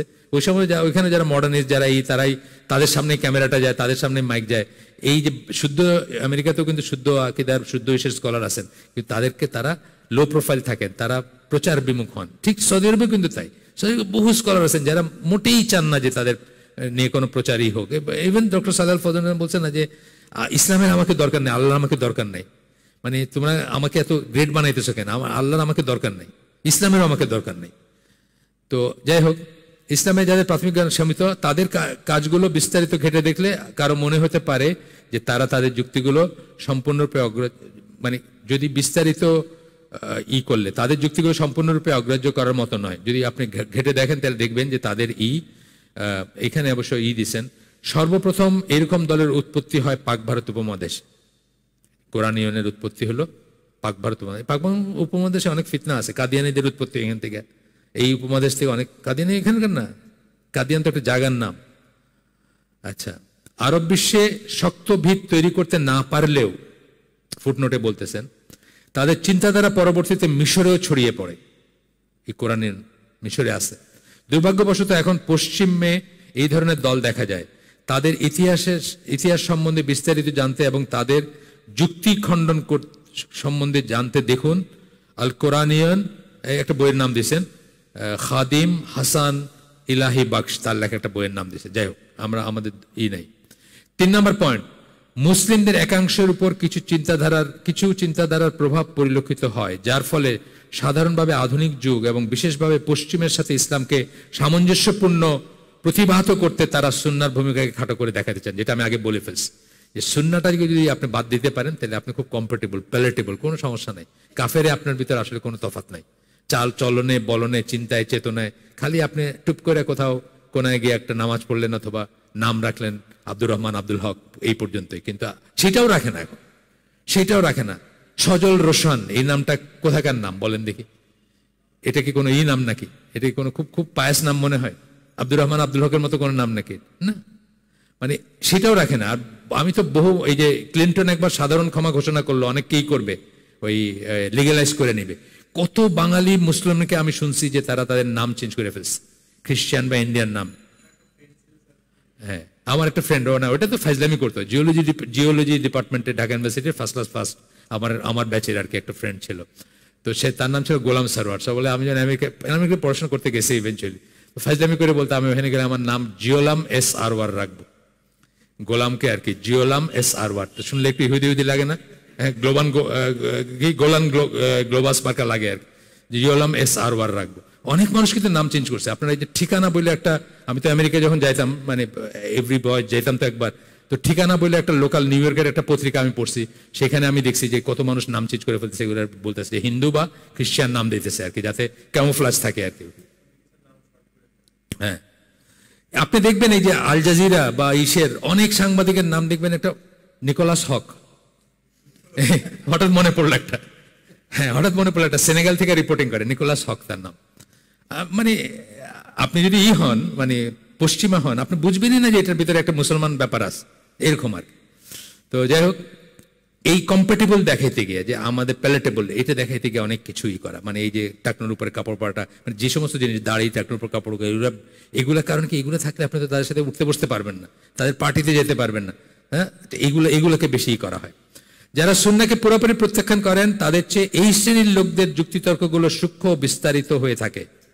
যারা এই কম্পেটেবল দেখাতে সুন্নাহকে খাটো করে দেখেন, এদের যুক্তিগুলো আরো সূক্ষ্ম হয় এবং এগুলার ধরাটা মুশকিল যে এরা ইসলাম বিরুদ্ধ, মানে বুঝছেন তো, একটা হলো টোটালি রিজেক্ট করতেছে, এটা তো আপনি বুঝে ফেললেন, কিন্তু আরেকটা কি সুন্নাহকে খাটো করে দেখাইতেছে যাতে আপনি তাদের সাথে উঠতে বসতে পারেন। এটা ইম্পর্টেন্ট না, এটা না করলেও চলে, এটা ঠিক আছে আমরা মানি, কিন্তু এটা না করলেও চলে আর কি, এই ব্যাপারগুলো বলতেছেন। 4 নাম্বার হচ্ছে অরিয়েন্টালিস্টগণ, মিশনারিগণ ও তাদের মতো যারা ইসলামকে হেয় প্রতিপন্ন করতে চায়, তারা রাসূলের সুন্নাহর উপর তাদের আক্রমণ জারি রেখেছে। আপনাকে আগেই বলছি যে 200 বছর চেষ্টা করে মুসলিমদেরকে খ্রিস্টান বানাইতে পারে নাই, তারপরে তারা ডিসাইড করছে সফট টার্গেট, যেখানে আঘাত করলে বেশি লাগবে, সেই 2টা সফট টার্গেট তারা এই করছে। একটা হলো সুন্নাহ, আর একটা হচ্ছে আপনার মেয়েরা, আমাদের মেয়েরা। যে সুন্নাত থেকে আপনি খুব ইজিলি মানুষকে সরাই নিতে পারবেন, তুমি তো ফোর্স করতেছো, তুমি তো ফোর্স সবকিছু করতেছো, এটা তো এই এই যুক্তিগুলো দেয় তারা। কারা? অরিয়েন্টালিস্ট, মিশনারি, যারা যারা আপনাকে ইসলামকে হেয় প্রতিপন্ন করতে চায়, তারা দেখে যে সুন্নাহ হলো ব্যাকওয়ার্ড, সুন্নাহর ভিতর অনেকই মানে এই এই তো বড় একটা এই জব্বা নিয়ে আপনি কাজ করবেন কেমনে, আপনি পুলিশ হইবেন কেমনে, আপনি মিলিটারি হইবেন কেমনে, আছে না, আপনি পাইলট হইবেন কেমনে, মানে কত রকম অসুবিধা দেখাবে আপনাকে। মানে এটা হলে এই সমস্যা, আপনি দাঁড়িয়ে ঠিক আছে দাঁড়িয়ে রাখছেন, একটু ছেড়ে ছেড়ে সুন্দর করে রাখেন, এত লম্বা একটা দাঁড়িয়ে নিয়ে আপনার কেমন লাগবে প্লেনের ককপিটে আপনি বসে আছেন, মানে এন্ড সো অন, আপনাকে হেয় প্রতিপন্ন করবে আর কি। তো যাই হোক, এখানে আমার এই শেষ, সবশেষ, মানে এই ভূমিকার এই পয়েন্টগুলো শেষ। এখানে লাস্টে আল্লাহর অশেষ রহমতে এখানে এসে বলছেন ব্র্যাকেটে, প্রফেসর মুস্তাফা আল আজামি, ওনার কথা আমি অনেকবার বলছি আপনাদের, মারা গেছেন বৎসর 2 হলো, সৌদি আরবে মারা গেছেন, 89 বছর বয়সে সম্ভবত মারা গেছেন। উনি হচ্ছেন ইন্ডিয়ান অরিজিনের স্কলার। উনি ওনার ইংরেজি লেখা বই ফর দ্য ফার্স্ট টাইম ইংরেজির থেকে আরবিতে হয়েছে, মানে ইসলামের বইগুলো হয় আরবির থেকে অন্য ভাষায় ভাষান্তরিত হয়, কিন্তু ওনার বই ইংরেজির থেকে আরবিতে ভাষান্তরিত হয়েছে বিকজ ওনার কাজটা অনেক বড় ছিল। উনি ওরিয়েন্টালিস্টদের একদিকে করছেন, সোতায় দিয়েছেন বলতে গেলে, প্লাস আপনার এই হাদিসের ইটাকে খুব মানে মানে শক্তভাবে প্রতিষ্ঠিত করছেন যে হাদিস, যে সমস্ত ভুল কথাগুলো আছে, যে হাদিস তো 200 বছর পরে কম্পাইল হয়েছে, তার আগে কি হয়েছিল, এটা সব কথাগুলো ভুল, এবং সব কথাগুলো প্রমাণ করছেন। ওনার পিএইচডি থিসিস ছিল এটা, আমরা পড়বো সেটা নিয়ে পরে। তো ওনার এই বইটার কথা বলতেন। আল্লাহর অশেষ রহমতে প্রফেসর মুস্তাফা আজামি অরিয়েন্টালিস্ট এবং তাদের অনুসারীদের অনেক আক্রমণের সমুচিত জবাব দিয়েছেন। বিস্তারিত দেখুন on Schacht's origin of Mohammedan jurisprudence, একটা শাক, মানে যার কথা বলতেছে শাক, তার একটা বই আছে, বইটার নাম হচ্ছে origin of Mohammedan jurisprudence. Mohammedan কথাটার ভিতরে একটু সমস্যা আছে না, বুঝেন না? মুসলমানদের মোহামেডান ডাকা, এটা একটা ব্যাপার আছে না, যে এটা মোহাম্মদের অনুসারী। মুসলমানরা কি মোহাম্মদের পূজা করে নাকি? না, মোহাম্মদের পূজা করে না মুসলমানরা, কিন্তু ভাবটা কিন্তু সেটা। এইটা নিয়ে অনেক সমালোচনা, এটা মানে একটা ক্রিটিক আর কি, এই বইটা মানে সমালোচনা করে বই, ইসলামকে সমালোচনা, এইটার জবাব দিচ্ছেন মুস্তাফা আল আজামি, ওইটার উপরে আর কি লিখছেন। যাই হোক, আমাদের আজকের আমরা শেষ করে দেব। সুবহানাকা আল্লাহুম্মা ওয়া বিহামদিকা আশহাদু আল্লা ইলাহা ইল্লা আনতা আস্তাগফিরুকা ওয়া আতুবু ইলাইক। আমরা যে শুনলাম তার ভিতর ভালো কিছু শুনে থাকলে সমস্ত প্রশংসা আল্লাহর, আলহামদুলিল্লাহ। খারাপ কিছু শুনে থাকলে সমস্ত ব্যর্থতা আমার, এবং সেটা শয়তানের তরফ থেকে। আল্লাহ আমাদেরকে তৌফিক দিন যে ভালো শুনলাম তার উপর আমল করার। আসসালামু আলাইকুম ওয়া রাহমাতুল্লাহি ওয়া বারাকাতুহু। যিনি ইশরাক সম্বন্ধে জানতে চাইছিলেন আসেন নাই বোধহয়, না? আমি কিন্তু আমার কথা রাখছি, আমি বলছিলাম আগামী সপ্তাহে নিয়ে আসবো, আগামী হালাকায় নিয়ে আসবো। তো সেটা উনি আসুক, তারপরে পড়ি আমরা, ঠিক আছে? আজকের জন্য আমাদের হালাকা এখানে শেষ। প্রশ্ন নাই, মাশাআল্লাহ। ভূমিকা আজকে ছিল, আমরা ইনশাআল্লাহ এই বইটা পড়ে দেখতে পারেন যাদের ইংরেজি বিষয় আছে। খুব ইন্টারেস্টিং বই, the principles of state and government in Islam, ইসলামের রাষ্ট্র এবং সরকারের মূলনীতিগুলা কি, অনেক কিছু শেখার আছে এই বইটাতে। মোহাম্মদ আসাদের একটা বই, আমি ওই দিন ভাইয়ের সাথে আলাপ করতেছিলাম, আমি একটু খুঁটে পড়ি তো আমার সময় লাগে পড়তে, কিন্তু যারা ফার্স্ট পড়েন তাদের জন্য রিকমেন্ডেড বই। ঠিক আছে, আমরা শেষ করে দিই তাহলে। আসসালামু আলাইকুম।